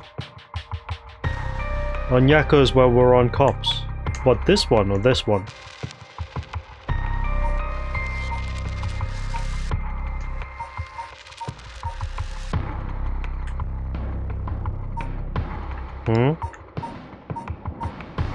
Yeah.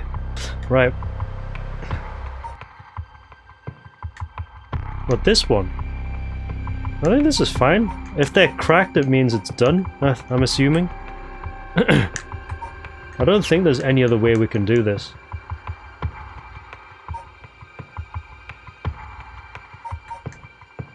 I mean, if it's suspended, I guess it just means that you can't carry on, but you have to fulfill certain triggers in order to get it to move on. It doesn't mean that we need to like go in and actually finish it off. It just means that maybe we've fulfilled something that allows it to progress. That's fine though, because I think we were at the end of this one anyway, because we'd just spoken to Hitomi, didn't we? And we were just about to head back to school.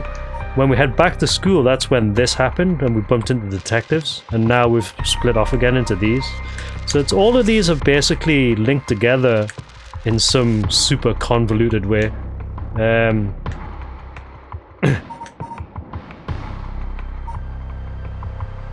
I don't know if that would work, to be honest. I mean, that would be something you would have to check out yourself. Because I think once it's actually triggered here, you can't basically go back. I don't think that would work though, to be honest, but you never know. Anyway, right. All these branching pathways are ultra convoluted anyway, so, you know, stuff happens. Right, let's go speak to these guys. Right, Haruhi and Richter visit Michio's home, having determined her to be a key player in the unresolved kidnapping case from a year before. As the complicated story begins to unravel, they encounter two men.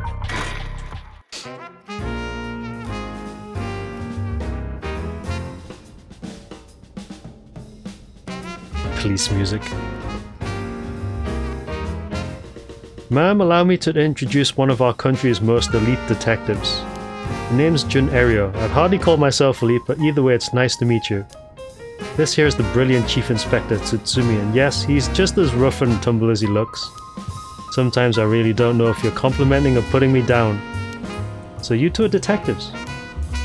This is my client, Mrs. Haruhi Shigima. Her father's a big deal in the police himself, so remember to mind your manners. A big wig named Shigima? Boss, you know this guy? Shit, I've heard the name, but you know I don't keep track of who's who in the upper echelons. There's no need to worry, I'm my own person after all, and my father has nothing to do with any of this. Oh, did you hear that, boss? Looks like you're getting off easy again this time. Don't make it sound like I'm involved in some shady business, it ain't like that. You both seem rather jovial despite being detectives? How rare. All the police officers I've met have always been so dull. Well, you won't find any dull cops here. We'll round up all your criminals with a smile. That's our motto. How lovely. Keep it up. Just hold on 1 second. This is the first I'm hearing of that. Well, you're right about them not being your typical detectives. Right, so... Sticker! Damn, there was one here. Lucky, that's 12. Number 12, the Royal King Penguin. King Penguin. King Penguin. I like the name puns that they give for these. That's actually quite good. Royal King Penguin. Alright. Well, at least we found one there. So, surroundings. Thought we might cause trouble standing in the middle of the street talking like this, but so far we haven't drawn attention. Then again, that might just be because nobody wants to get involved with the case. Surroundings, surroundings, all surroundings, surroundings. Richter. Seems they were acquainted, but also like they haven't talked in a long time. Guess knowing how to deal with cops is also part of an investigator's job. Not quite, the two of us used to be comrades is all. Comrades? That's right, Richter used to be part of the police force himself. He quit a few years ago to go solo.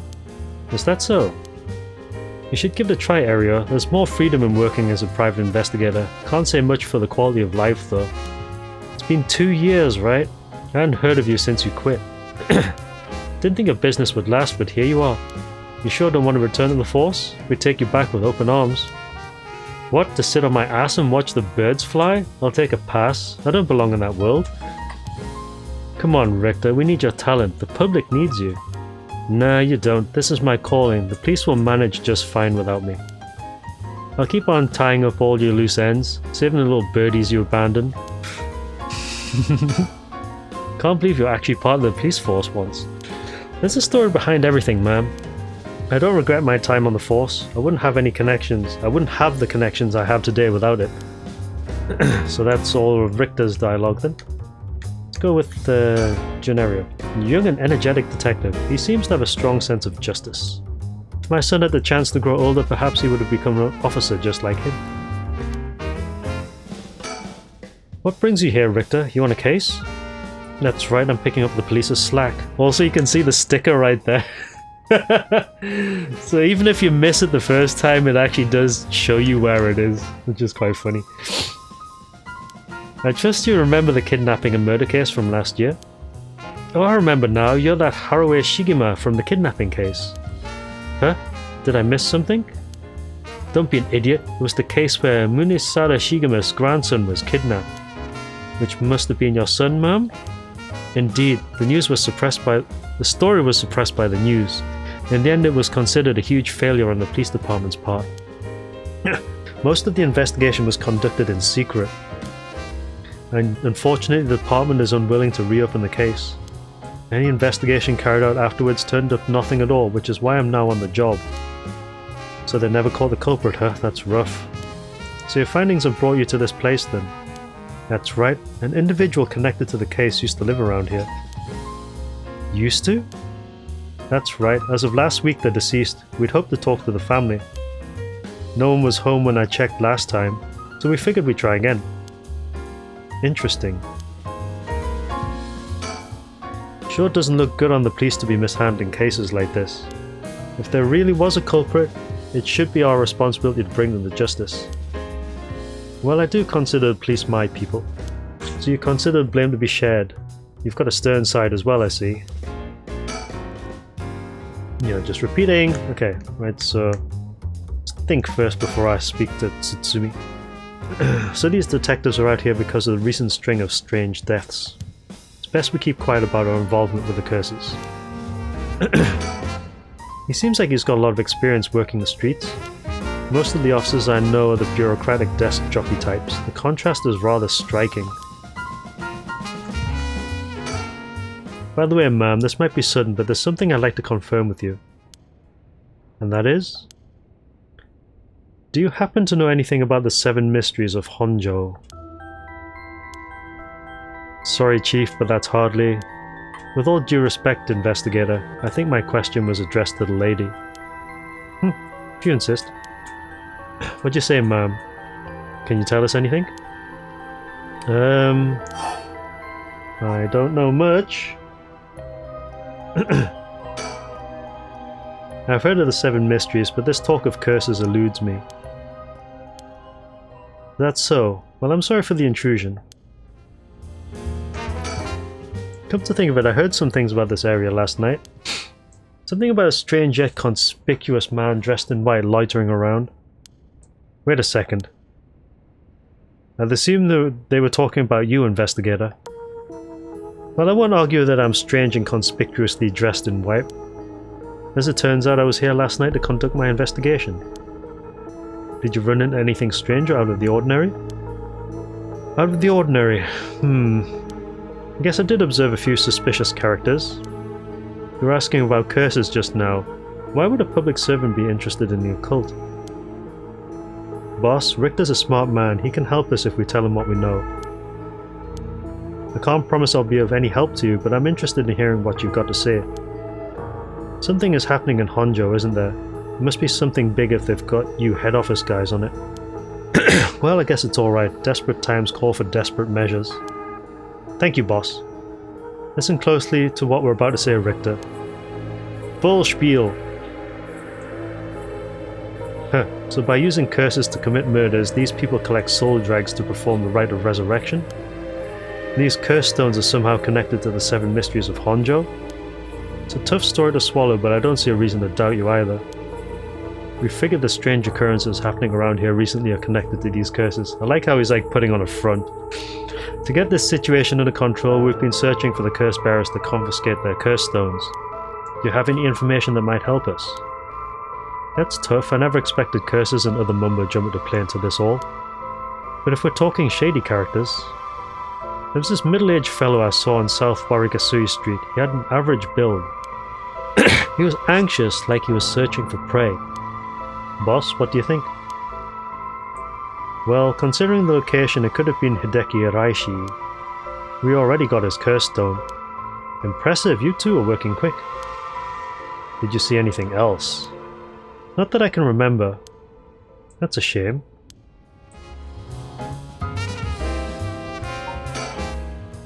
Richter's amazing. He's coaxed out so much information we didn't know about the curse bearers from them. There's no way we could cooperate with them when we're trying to get our hands on the right ourselves. If you see any characters who look like they'd be carrying a curse stone, it'd be a huge help if you let us know. Absolutely! I'll let you know if I find anything. Besides us. Richter, perhaps you could lend a hand on our case too? There's a number of people we can't track, and finding missing persons happens to be your specialty, you know? I hate to disappoint you, but I'm busy enough with this case.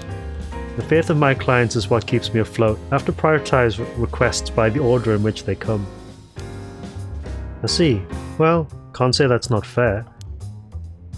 What do you need a private investigator for anyway? The cop should have plenty of bright folks to throw at the job. True, but this isn't an ordinary case we're dealing with here. Huh? By the way, that reminds me, Richter. Yes? You said the person who used to live here died last week. You wouldn't be referring to Michio Shiraishi by chance? You knew? I thought so. Seems like we're here for the same reason then. Seriously, Michio was involved with curses and magic? Strictly speaking, the curse part isn't our concern. We're looking into Yoshimi's case. Yoshimi? Oh right, Hajime Yoshimi's. That's right, he died on the job. I'm sure you've heard of it.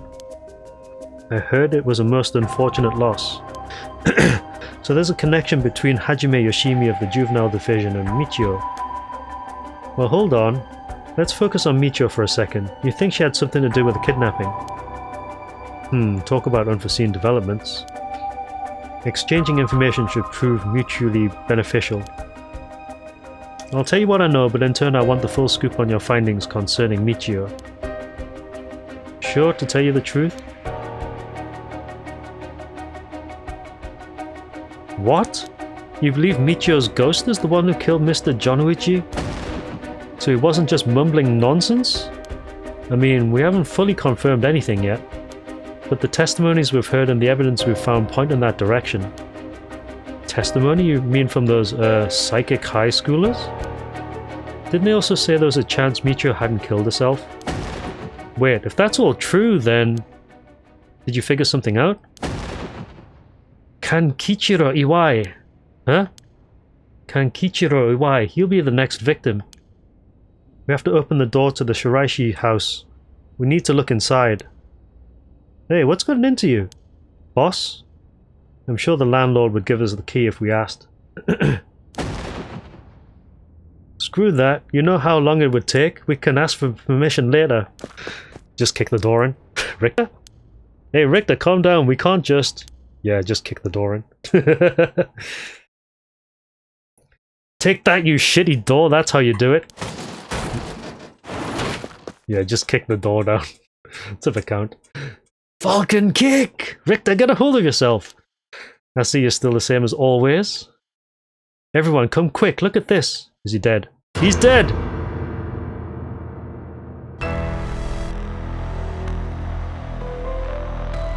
Now that's a good face.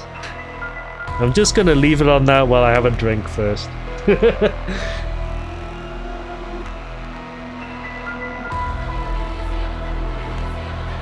And while I'm doing that, I'm gonna go and get another one. I'll see you in a minute.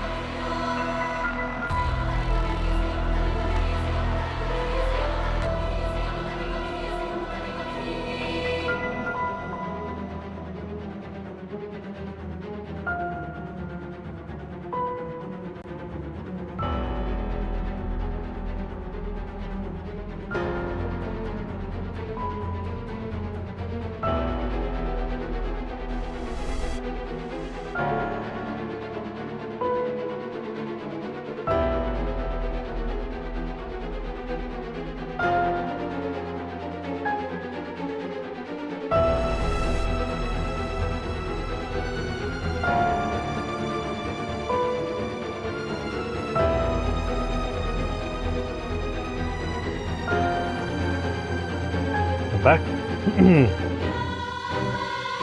Good face.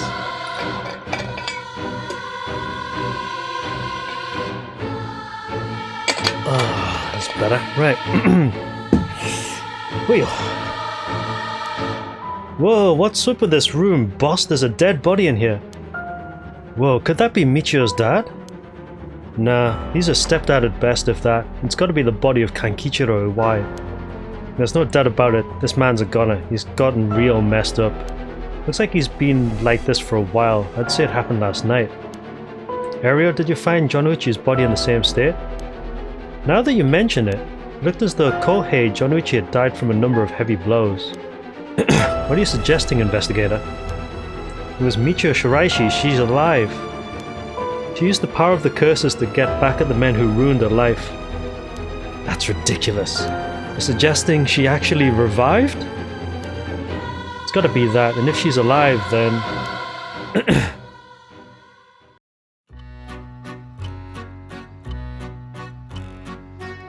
My apologies for interrupting. I know we've just arrived at an interesting plot point. Yes, you fricking git. At least let me explore. But do you really think a dead girl is going around taking revenge from beyond the grave? Consider this. What if Michio Shiraishi never died?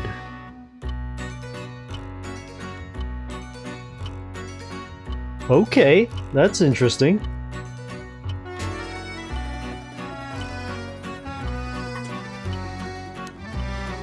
But seeing as you've come this far, I'm sure you already know the truth, don't you? And so I would have you answer me a question. Where in Honjo is Michio Shiraishi at the hour of 8 o'clock this morning?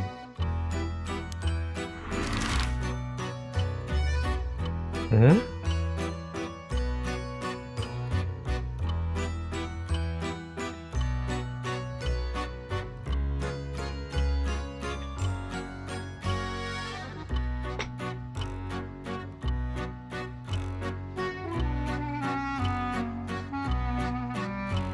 At 8 o'clock this morning.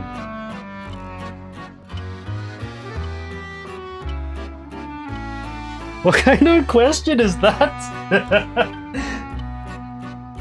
At 8 o'clock this morning.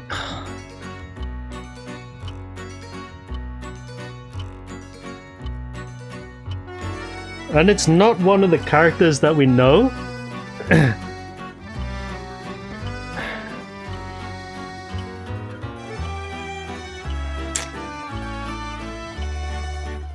Are you not paying attention, G? We're talking about a dead girl here.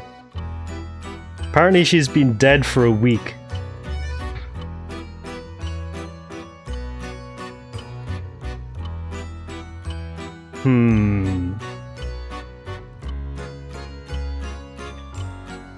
Yeah, or is she?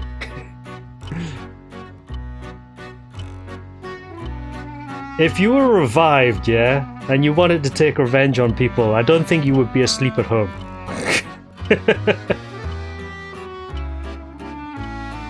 She was last seen at the school.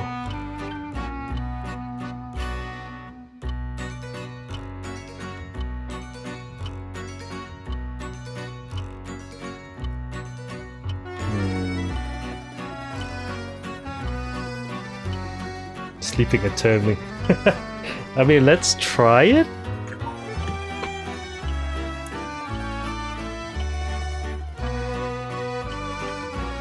On the van driver. The problem is, where is the van driver? Because we've only got the park, the residence, the bridge, Midoricho Park, Warikasui, Honji, sorry. Yasuda Gardens, the candy shop, Sumida River, Komagata High School, Komagata Bridge.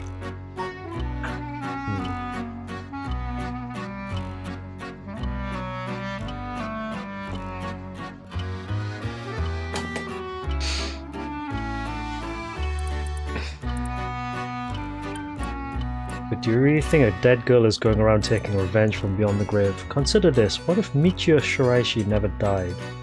But seeing as you've come this far, I'm sure you already know the truth, don't you? And so I would have you answer me a question. Where in Honjo was Michio Shiraishi at the hour of 8 o'clock this morning? Going to school. The thing is though, if she was going to school, people would have recognized her.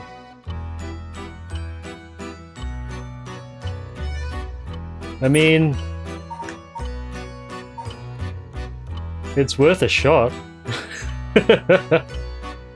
I mean, you are speaking sense, but it's also quite wacky as well for a possible idea. Let's try it though. Huh, I see. So that's what you think. Let's take a moment to reconsider what you know and choose again, shall we?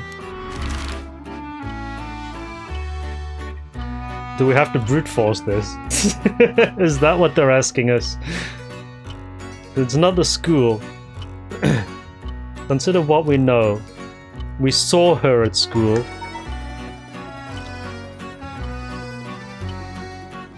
Yeah, I mean, who killed EY? It could have been him. It could have been her, rather. Yeah, I see. So that's what you think. Let's take a moment to reconsider what you know and choose again, shall we? Nope. Incorrect. The only thing that's a question mark to me is how... what's his name? Shogo died. He died by drowning, apparently. But that's his curse. Michio, though.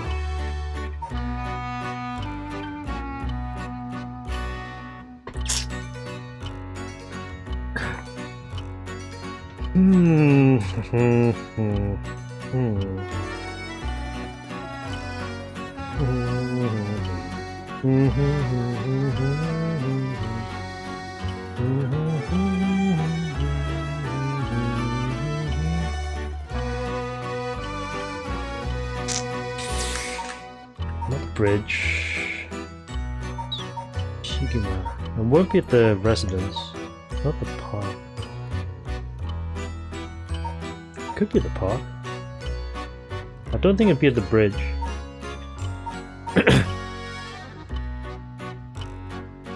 Well, I don't think she has a curse echo considering she's dead. If she does apparently have a curse echo, then it can be only one of the ones that haven't been discovered yet. And of the ones that haven't been discovered, it's the Beckoning Light is one of them. The Taiko of Tsugaru is another one. And whatever the last one is. Mitoricho. Yeah, the storyteller is hinting that she's alive. But where would she be though? She'd be hiding somewhere.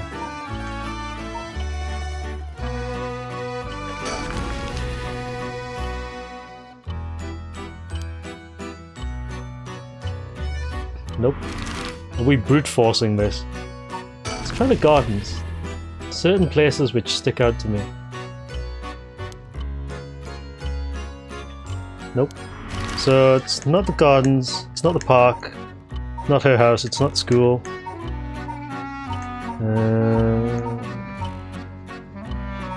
Another park?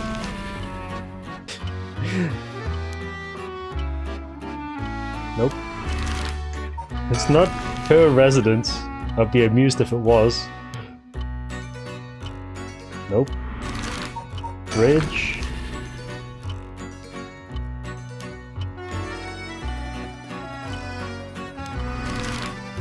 The van hit her near school, didn't it? Like round the back of the school. So was it the street?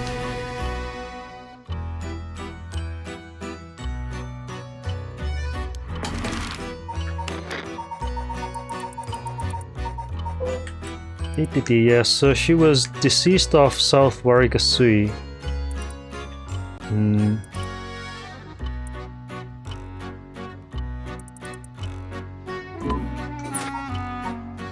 It's not the bridge, it's not that, it's not that. Oh! Possession! Possession! Because you remember Yako, we found her at the beginning. At the beginning of the second day, when Mio came to meet Yako, she was standing there in a trance?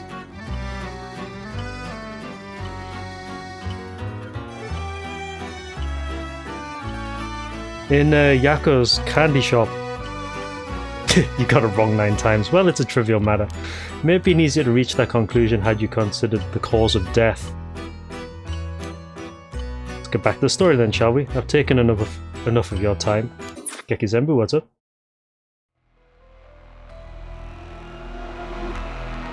I don't think she's alive. I think it has more to do with possession than anything else. Because remember they were talking about possession before with Hitomi. And we found Micho standing outside of a shop in like a daze. So it seems to me like... Shit, so Micho probably possessed Yako. Yako went back to the school and killed the teacher. That's why Yako doesn't know anything, but the body, the way that the teacher died, sort of fits with one of the curses that we currently have, which Yako has. So yeah, the possession thing is real.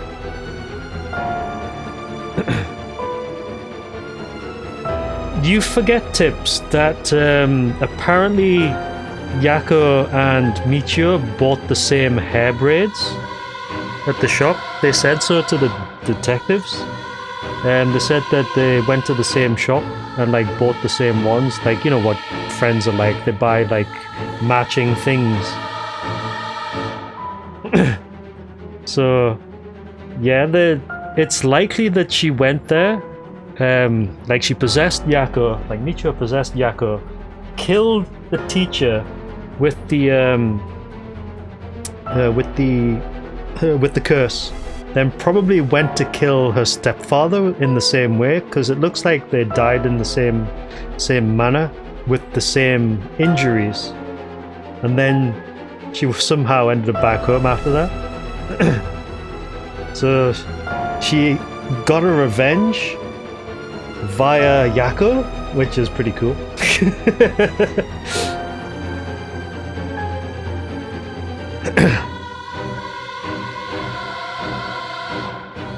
No, they both shared they both have the same braids because, you know, they bought matching ones. It's likely that she could have dropped like one of the ribbons afterwards. You never know. I mean, I don't know the full extent of it, but that's what it seems like to me. Anyway, what? So you really think Michio Shiraishi is alive? Just think it through and it all becomes obvious. It tracks, but... Do you really think that girl could have managed all of this? First of all, Aero, go report this to HQ. Understood, I'll get on it right away.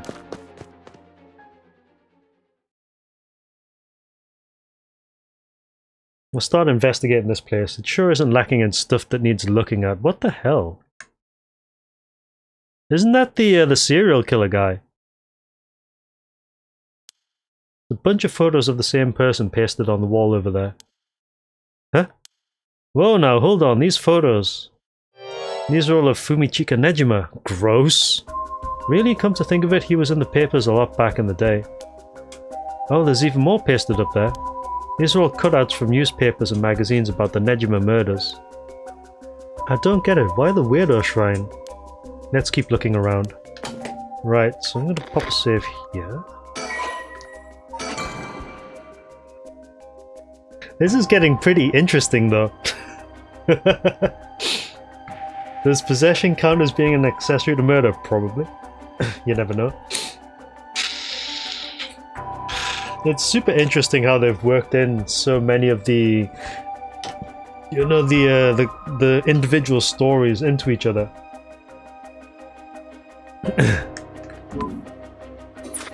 Right, so what we got here? Can't see anything. Sliding door. The sliding door leads to the kitchen. It barely fits the frame. Newspaper cutouts. Just look at these pictures. Look at these pictures of Fumichika Nejima cut out from newspapers and magazines. Whoever put these up was obsessed. I wonder what their intent was. You think the Shiraishis are somehow connected to Nejima's case? Perhaps they did this as perhaps they did this as to not forget a grudge or something. It's crazy to think Nejima might be involved in all this too. Do you think he might have anything to do with the body here?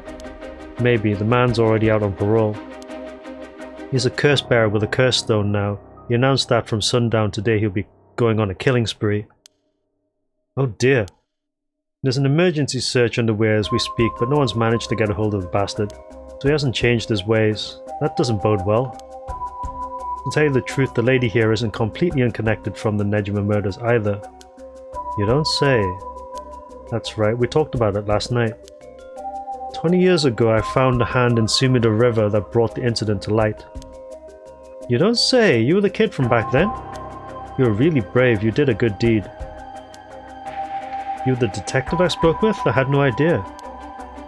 So you two have met before? Fancy that.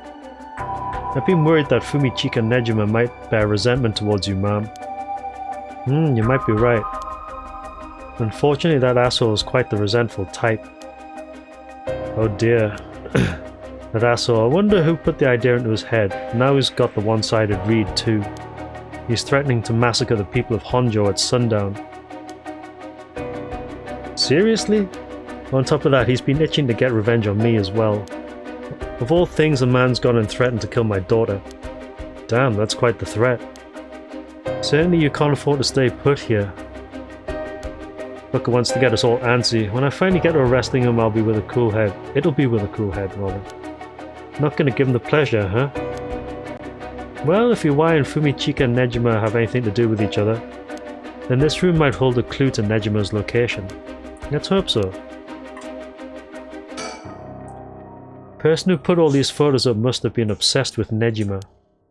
They might have some relation to Nejima's victims, or perhaps it was the opposite. The opposite?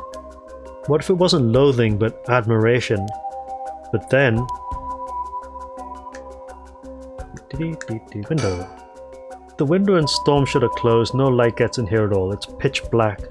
The neighbours mentioned they started to keep the house shut like this not long ago. This drawer is really old, Chief Inspector. Do you mind if I look inside? Huh?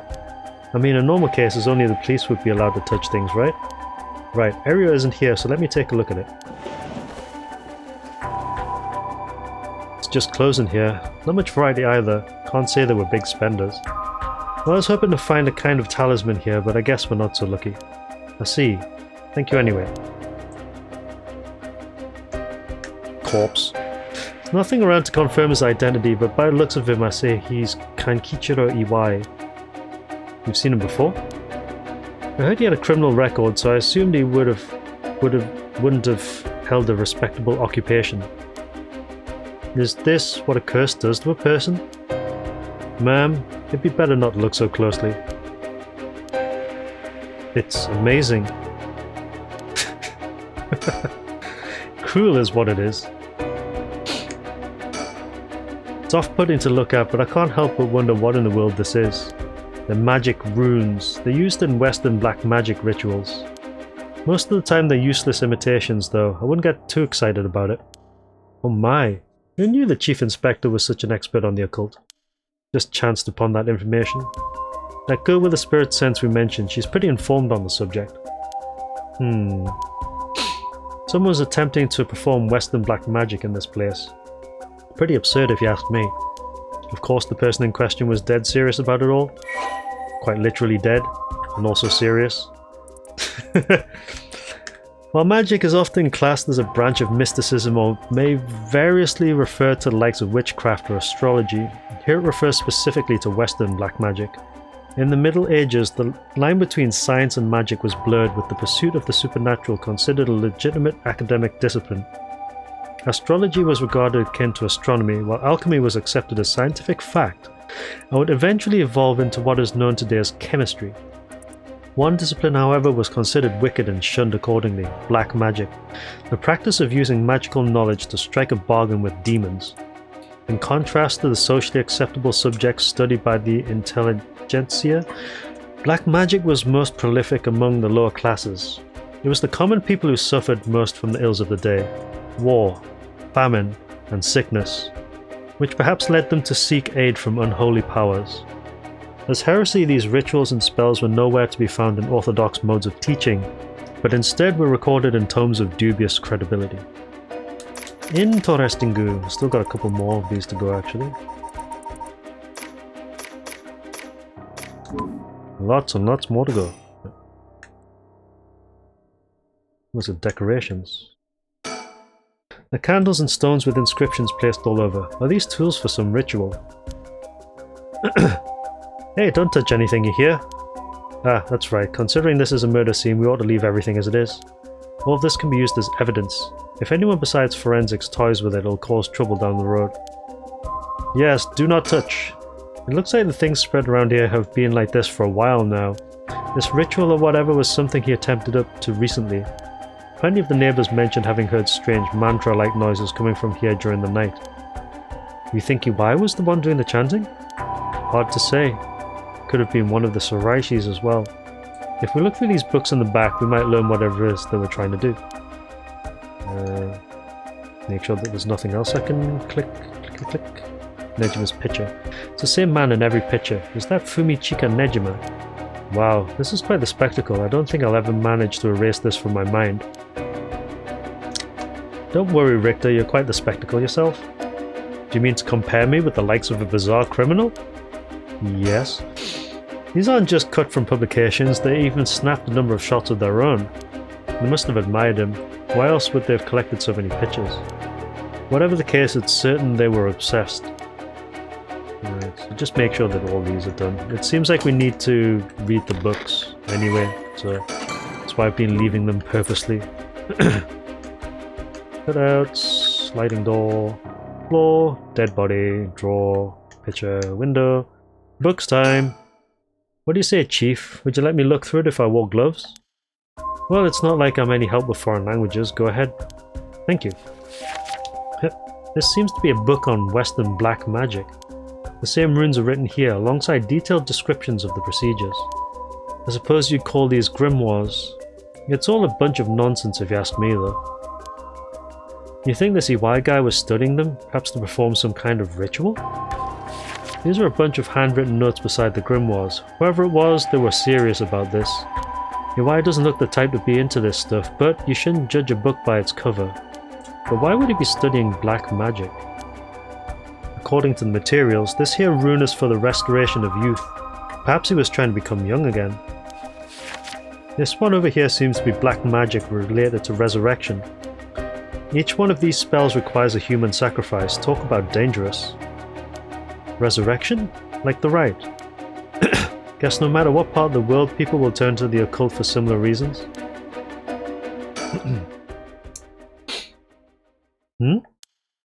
What is it? This book looks like a journal. It's probably Iwai's. A journal? His writing is surprisingly thorough. It's almost as if he was writing a report for someone. Oh wow, now this is something. What is it? What did he write? I like how it looked up there. He looked up there, that was pretty cool. This is quite the find. Let me give you a summary. So this Kankichiro Iwai fellow, he'd been searching for a spell to restore youth for years. He was into black magic from the start. He believed that if he could learn to successfully perform the spell, he could then use it to earn a fortune. To tell you the truth, it seems he was already getting funded after he acquired this grimoire. You don't say. This is starting to sound kind of familiar. But first let's find out how he got his hands on this grimoire. It seems like Nejima told him where he could obtain the book when they were both in prison. Oh, so that's how he knows him. It seems that Nejima told him where he could obtain the book when they were both in prison. What? That's nearly too much of a coincidence. Likely not coincidence, it seems like Iwai took an interest in the Nejima murders after it made the news. He admired him rather passionately, yeah, a little too passionately. You might even say he worshipped the man. Worship? Nejima of all people. This was a time when the students were itching to rebel. Anyone who did something to shake the world was bound to gather admirers. Iwai had been collecting these photos ever since that time. And since he just so happened to land in prison at the same time as Nejima, he made sure to get in contact. This is a lot. I mean, even having it all laid out like this. The thought of Nejima being involved with these grimoires is staggering. I don't think we've ever had anything pointing to that. What's the connection? To be honest, it's a shock to me too. For years we've been scratching our heads over the motives behind the Nejima murders. Yep, it's been a mystery to us all from the very start. Whoa now, just 1 minute, do you think? No way, are you saying? That's right, the murders might have been for a ritual. He was attempting to perform black magic. The instructions written down for the sacrificial offering match up exactly with the acts carried out by Nejima. Oh, so that's why her son was kidnapped. Remember that Haraway's son was kidnapped and murdered at some point. It could have been for the same thing. It feels like the ones before that, the Nejima murders, were for that reason as well. Like murdered, cut up to bits. Something like that. But it says here that the instructions written down for the sacrificial offering match up exactly with the acts carried out by Nejima. You gotta be kidding me. So that sadistic crap he was doing was all for black magic? That's what the evidence suggests. However, Nejima tried to do some type of resurrection ritual, but Iwai had different motives. Chief Inspector, you might think this is all the stuff of fantasy, but that doesn't refute that Nejima and Iwai were both acting in earnest. This is batshit insane.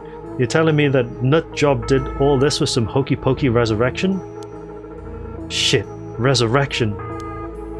That means there must have been someone Nejima wanted to bring back to life.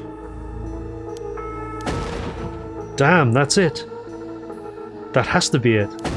Fucking hell, it all makes sense now. What is it? So about the Nejima murders. There's some information that's being kept from the public. Go on. When we broke into his house and arrested him, we also found a baby. A baby?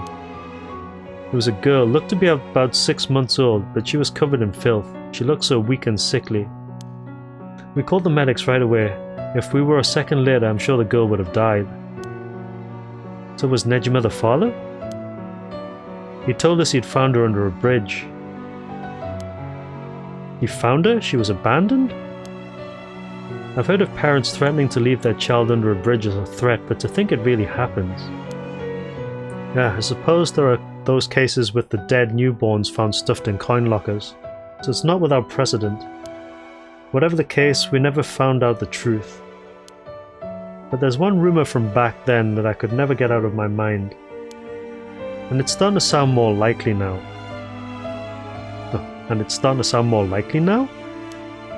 Well, I'm sure this isn't the first time you've heard of it. Many believe Nejima's guilty of more crimes than what got him convicted. Back then, a lot of girls went missing. Yeah, I remember all of that. Among the high school girls that might have been murdered, or maybe I should say sacrificed, was a girl who was pregnant. Goodness. That's horrific.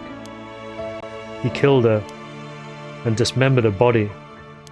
And we thought maybe the baby we found is what he pulled from out from inside of her. Ooh. Don't misunderstand me, this is all speculation on top of more speculation here. So it sounds like they're talking about her friend that was killed, because if you remember, her friend was kidnapped and then, well, rather her friend was found dead, like parts of her floating in the river. It sounds like that body is what they're talking about. There's somebody dismembered and then God, it's kind of gruesome, isn't it? But I for one never believed that man would just taken a baby he found under a bridge. I'm feeling sick. Stay strong, ma'am. I know this is hard to hear. Like I said, don't take that to be the full truth. We were running on speculation back then. Now this whole resurrection magic has come into play. We should consider the possibility that it was his child. And that maybe he was trying to revive whoever the mother might have been. It's just a theory, but my life would be a tad easier if it were true. It's an interesting thought. If there's anyone Nejima would want to resurrect, the deceased wife is as good a guess as any. The fact that he obtained a curse stone suggests he has an interest in the rite of resurrection. Damn, you're right. And here I was thinking that he was only after the curse's power to massacre. Chief Inspector? Yeah? What happened to the child? Without a birth registration on file, best we could do was find the girl some suitable foster parents. It was decided to keep the circumstances secret for the sake of the child's future. Well, I'm glad she was taken care of. Why do I feel like we've met her?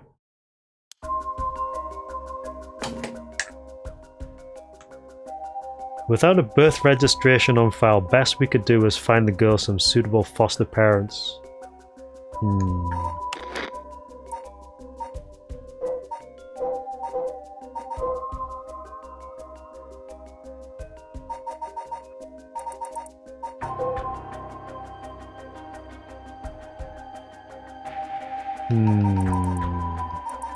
20 years old.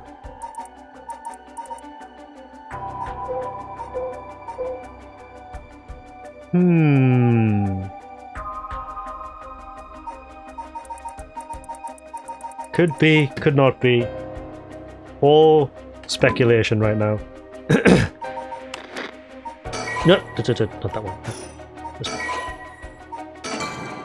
one. Speculation, that's all it is. Right, so is that everything checked beside the books? Yeah, okay. Don't mean to derail the conversation, but there's still more written in Iwai's journal. We know Iwai had managed to obtain the grimoire thanks to the advice he got from his idol, Nejima, while in prison. After conducting research and gathering more information, he determined he had a chance to get rich quick. Right, he thought he could make some money if he could successfully use rejuvenation magic. Correct? Turns out someone gave him the idea. And get this. Oh, it was the one and only queen and chairwoman of Hihaku Soaps herself, Natsue Yamamori. Oh, okay. Wait, the chairwoman of Hihaku Soaps? So that's where this leads. Yeah, let me read what he wrote. The queen of Hihaku has a strange fear of growing old. The fear of death is even worse. If she does die, she wishes to be revived, and she will spend whatever it takes to preserve her beauty. Magic, rituals, and rites. She'll use whatever means necessary. Her tenacity is unbelievable. So yeah, she wants to stay alive for as long as possible. So that's why she is after the cursed stones and the rite of resurrection. She was apparently investing money into any research on resurrection, the restoration of youth, and the like. So she would even throw her money at the occult. The places greed will take you. Well then, that brings us to Hideki Araishi. She presumably funded his research into the rite of resurrection as well. Oh, so she's the one that's funding his research. Okay, it's all coming together now, yeah. That's what it all points towards. Don't be surprised that the Witch of Hihaku pounced on the rumors of the rite of resurrection. It's starting to sound likely. It might also be why she's spreading the rumor about having godly powers. It's a convenient cover for if she becomes young again. Excuse me. Godly powers? What's that all about? You can ignore that. Either way, I think Iwai took the payments he was getting for his research to seduce a family into taking him in to keep a low profile. So that's how we got into cahoots with the Shiraishi family.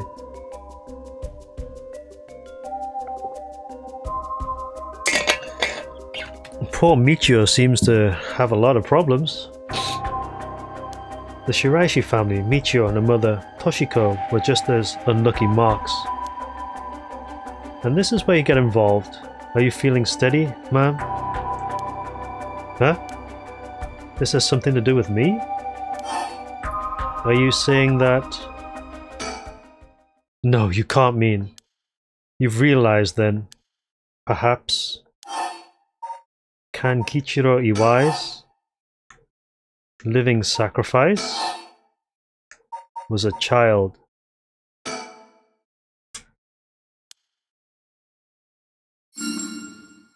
That's exactly it.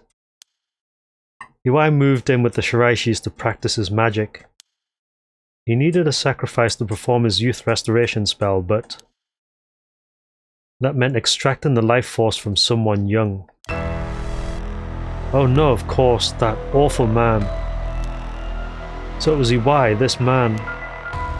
Iwai worshipped Nejima, so he must have also despised Nejima's detractors. Not to mention, he was captured and sent to jail once before. Surely he had a bone to pick with the police. Yeah, so Iwai was the one that killed her son, probably. That's when he realized he had the chance to both avenge Nejima, embarrass the police, and acquire a living sacrifice at the same time? Fuck. You got it. Iwai kidnapped Haruwe, Shigema's son, and managed to score 3 birds with 1 stone. You're telling me then that horrid man, he never had the intention of returning my child? I thought there might have been a reason why the kidnapper seemed to be mocking the police. He never wanted money, his aim was to humiliate the force, it all makes sense. He must have used Michio to lower your boy's defenses and then kidnapped him on his way back home. That man, he took Shuichi. Ma'am, please calm down. I understand, but you must remember to breathe. You don't understand. You have absolutely no idea what I'm going through. This isn't a joke. I won't expect the police to understand. You'll never understand. Living sacrifices. What a stupid, stupid idea from a stupid little man. No, she's not about to curse because this is like in the afternoon. The curses aren't active at this time. You'll probably curse later though. Okay, ma'am, let's just take a moment to breathe. Why don't we go get some fresh air? Can't believe this. This is... Ugh. Chief, I think it's best we take our leave. But before we go, there's one more important piece of information noted in his journal. Oh? Iwai got in contact with Nejima last year after Nejima was released on parole. We provided him with accommodation and financial support. Is that so? He managed to find a hideout for Nejima to stay in. Okay. Interesting. Damn it. If anything, rather than use his money to support the Shiraishis, it seems most went to Nejima instead. If Nejima's lurking around anywhere at the moment, it's probably in that hideout. Did you write where it is? Unfortunately, no, not that I can tell. But it seems Michio knew where it was. She never met with Nejima in person, but she was made to go in and clean up among other things. What good is that information? The girl's already dead. Wait, no, she's alive! That's right, Michio Shiraishi is alive. If you can find her and get her to talk, you can get her to spill the beans on his hideout too. Investigator, I'm asking you. I should be going, the lady's not well. Okay. Interesting. Right, his deceased body was discovered at the Shiraishi home. Kankichiro once made a living by placing advertisements in magazines to sell phony magic items and good luck charms. He held a nostalgic yearning for the post-war era, when things and people were simple, and has nothing but negative things to say about the rapidly developing, ostentatious world of late. Radical in his belief that it would be better to tear down society and start over again, Kankichiro was discontent with his life spent poking around in society's cesspools to make a few coins. When the Nejima murders were widely reported in the media, it had a great impact on Kankichiro as he witnessed how a single act by a single man could cause a major rift in society. Perceiving Fumichika Nejima as a great hero, he began collecting every piece of information he could find on the man. Kankichiro was later arrested for his illegal business practices, and a chance meeting with Fumichika during his incarceration solidified his idolization. He was captivated by Fumichika's talk of black magic, and following his release, acquired the grimoire Fumichika had hidden away. As for Toshiko Shiraishi, Kankichiro set his sights on her after encountering her at her part-time job. When he learned that the Shiraishi family was in financial trouble and could not afford to send Michio to college, he turned on the charm and took advantage of their weakness by offering them money. He revealed his true colors, however, after moving in with the family, and used violence and money to keep Toshiko and Michiko under his thumb. All the while, his belief in black magic deepened, and he found a sponsor in the Hihaku Corporation. Kankichiro forced the Shiraishi family to perform various rituals, with any attempts to resist being met with merciless beatings. The mother and daughter were helpless to resist. After Hihaku offered Kankichiro great sums to intensify his work with black magic, he set his mind to sacrificing a child in order to perform a youth restoration spell. For this purpose, he chose Shuichi Shigema, the son of Haruo Shigema, against whom Fumichika held a grudge. He attempted to enlist Michio so as not to alarm the boy, and when she resisted, beat her mother 20 times. With Michio's assistance, Kankichiro kidnapped Shuichi and locked him up in the Shiraishi house, and told the young and courageous boy that he'd kill Michio if he tried to run. While his actions were motivated by a personal grudge against the police, it was first and foremost an attempt to create a societal uproar and breakdown in public order. So Kankichiro painted the crime as a regular kidnapping, demanding a ransom from the family. However, because of an embargo on the press, the kidnapping did not cause a public outcry akin to that of the Nejima murders. Infuriated, Kankichiro had Toshiko perform the sacrifice ritual by threatening to kill Michio if she refused. Toshiko killed Shuichi in his sleep, but the spell failed, for which Kankichiro blamed her. Warning Michio to keep silent about the murder to avoid incriminating her mother, Kankichiro dumped the boy's body in a nearby river. A tiny corpse was found a week later in the Sumida River after floating through several canals in Honjo. That's pretty lucky. Having drifted for days in the polluted waters, little evidence remained. Although Kankichiro performed no further sacrifices, his devotion to black magic only increased. Toshiko and Michio spent the days consumed by guilt, forced to continue serving Kankichiro until the day they died. Okay, interesting. Very interesting. Are you feeling better now that we've gotten some fresh air, Mom? I'm fine. Suddenly finding out who the kidnapper was really made me lose my wits. We managed to solve the kidnapping case by pure luck here. You're right, but Richter, I feel grateful towards Michio because she killed the kidnapper. There's that too. But it's for something else. If Michio's the one killing all these people, then she must have acquired quite a sizable amount by now. Soul dregs, I mean. Hey, Richter. Whether the kidnapper's dead or alive doesn't mean a thing. Revenge won't bring my boy back. And if Nejima is planning to cause a massacre to collect soul dregs, then all the better. I won't give up on resurrection. So I'm counting on you.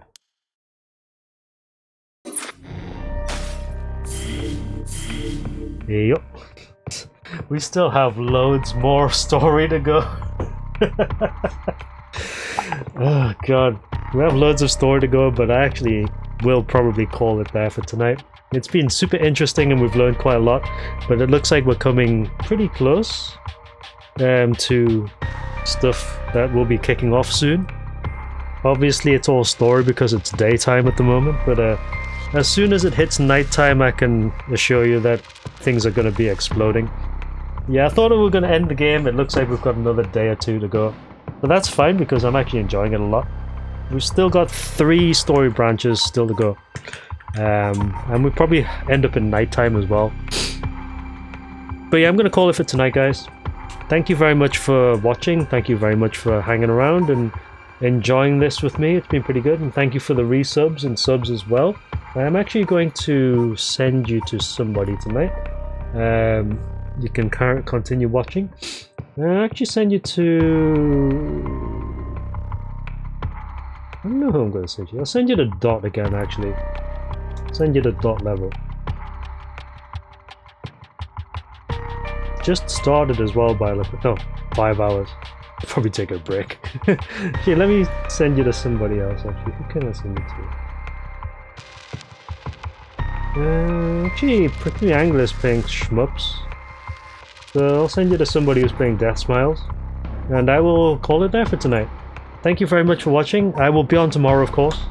So hopefully we'll catch up tomorrow. If I don't see you tomorrow, I will see you when I see you. Have a good week, of course, if I don't. But yeah, thank you very much, and we'll pick this up tomorrow because it's pretty cool. Good night, guys. See you later.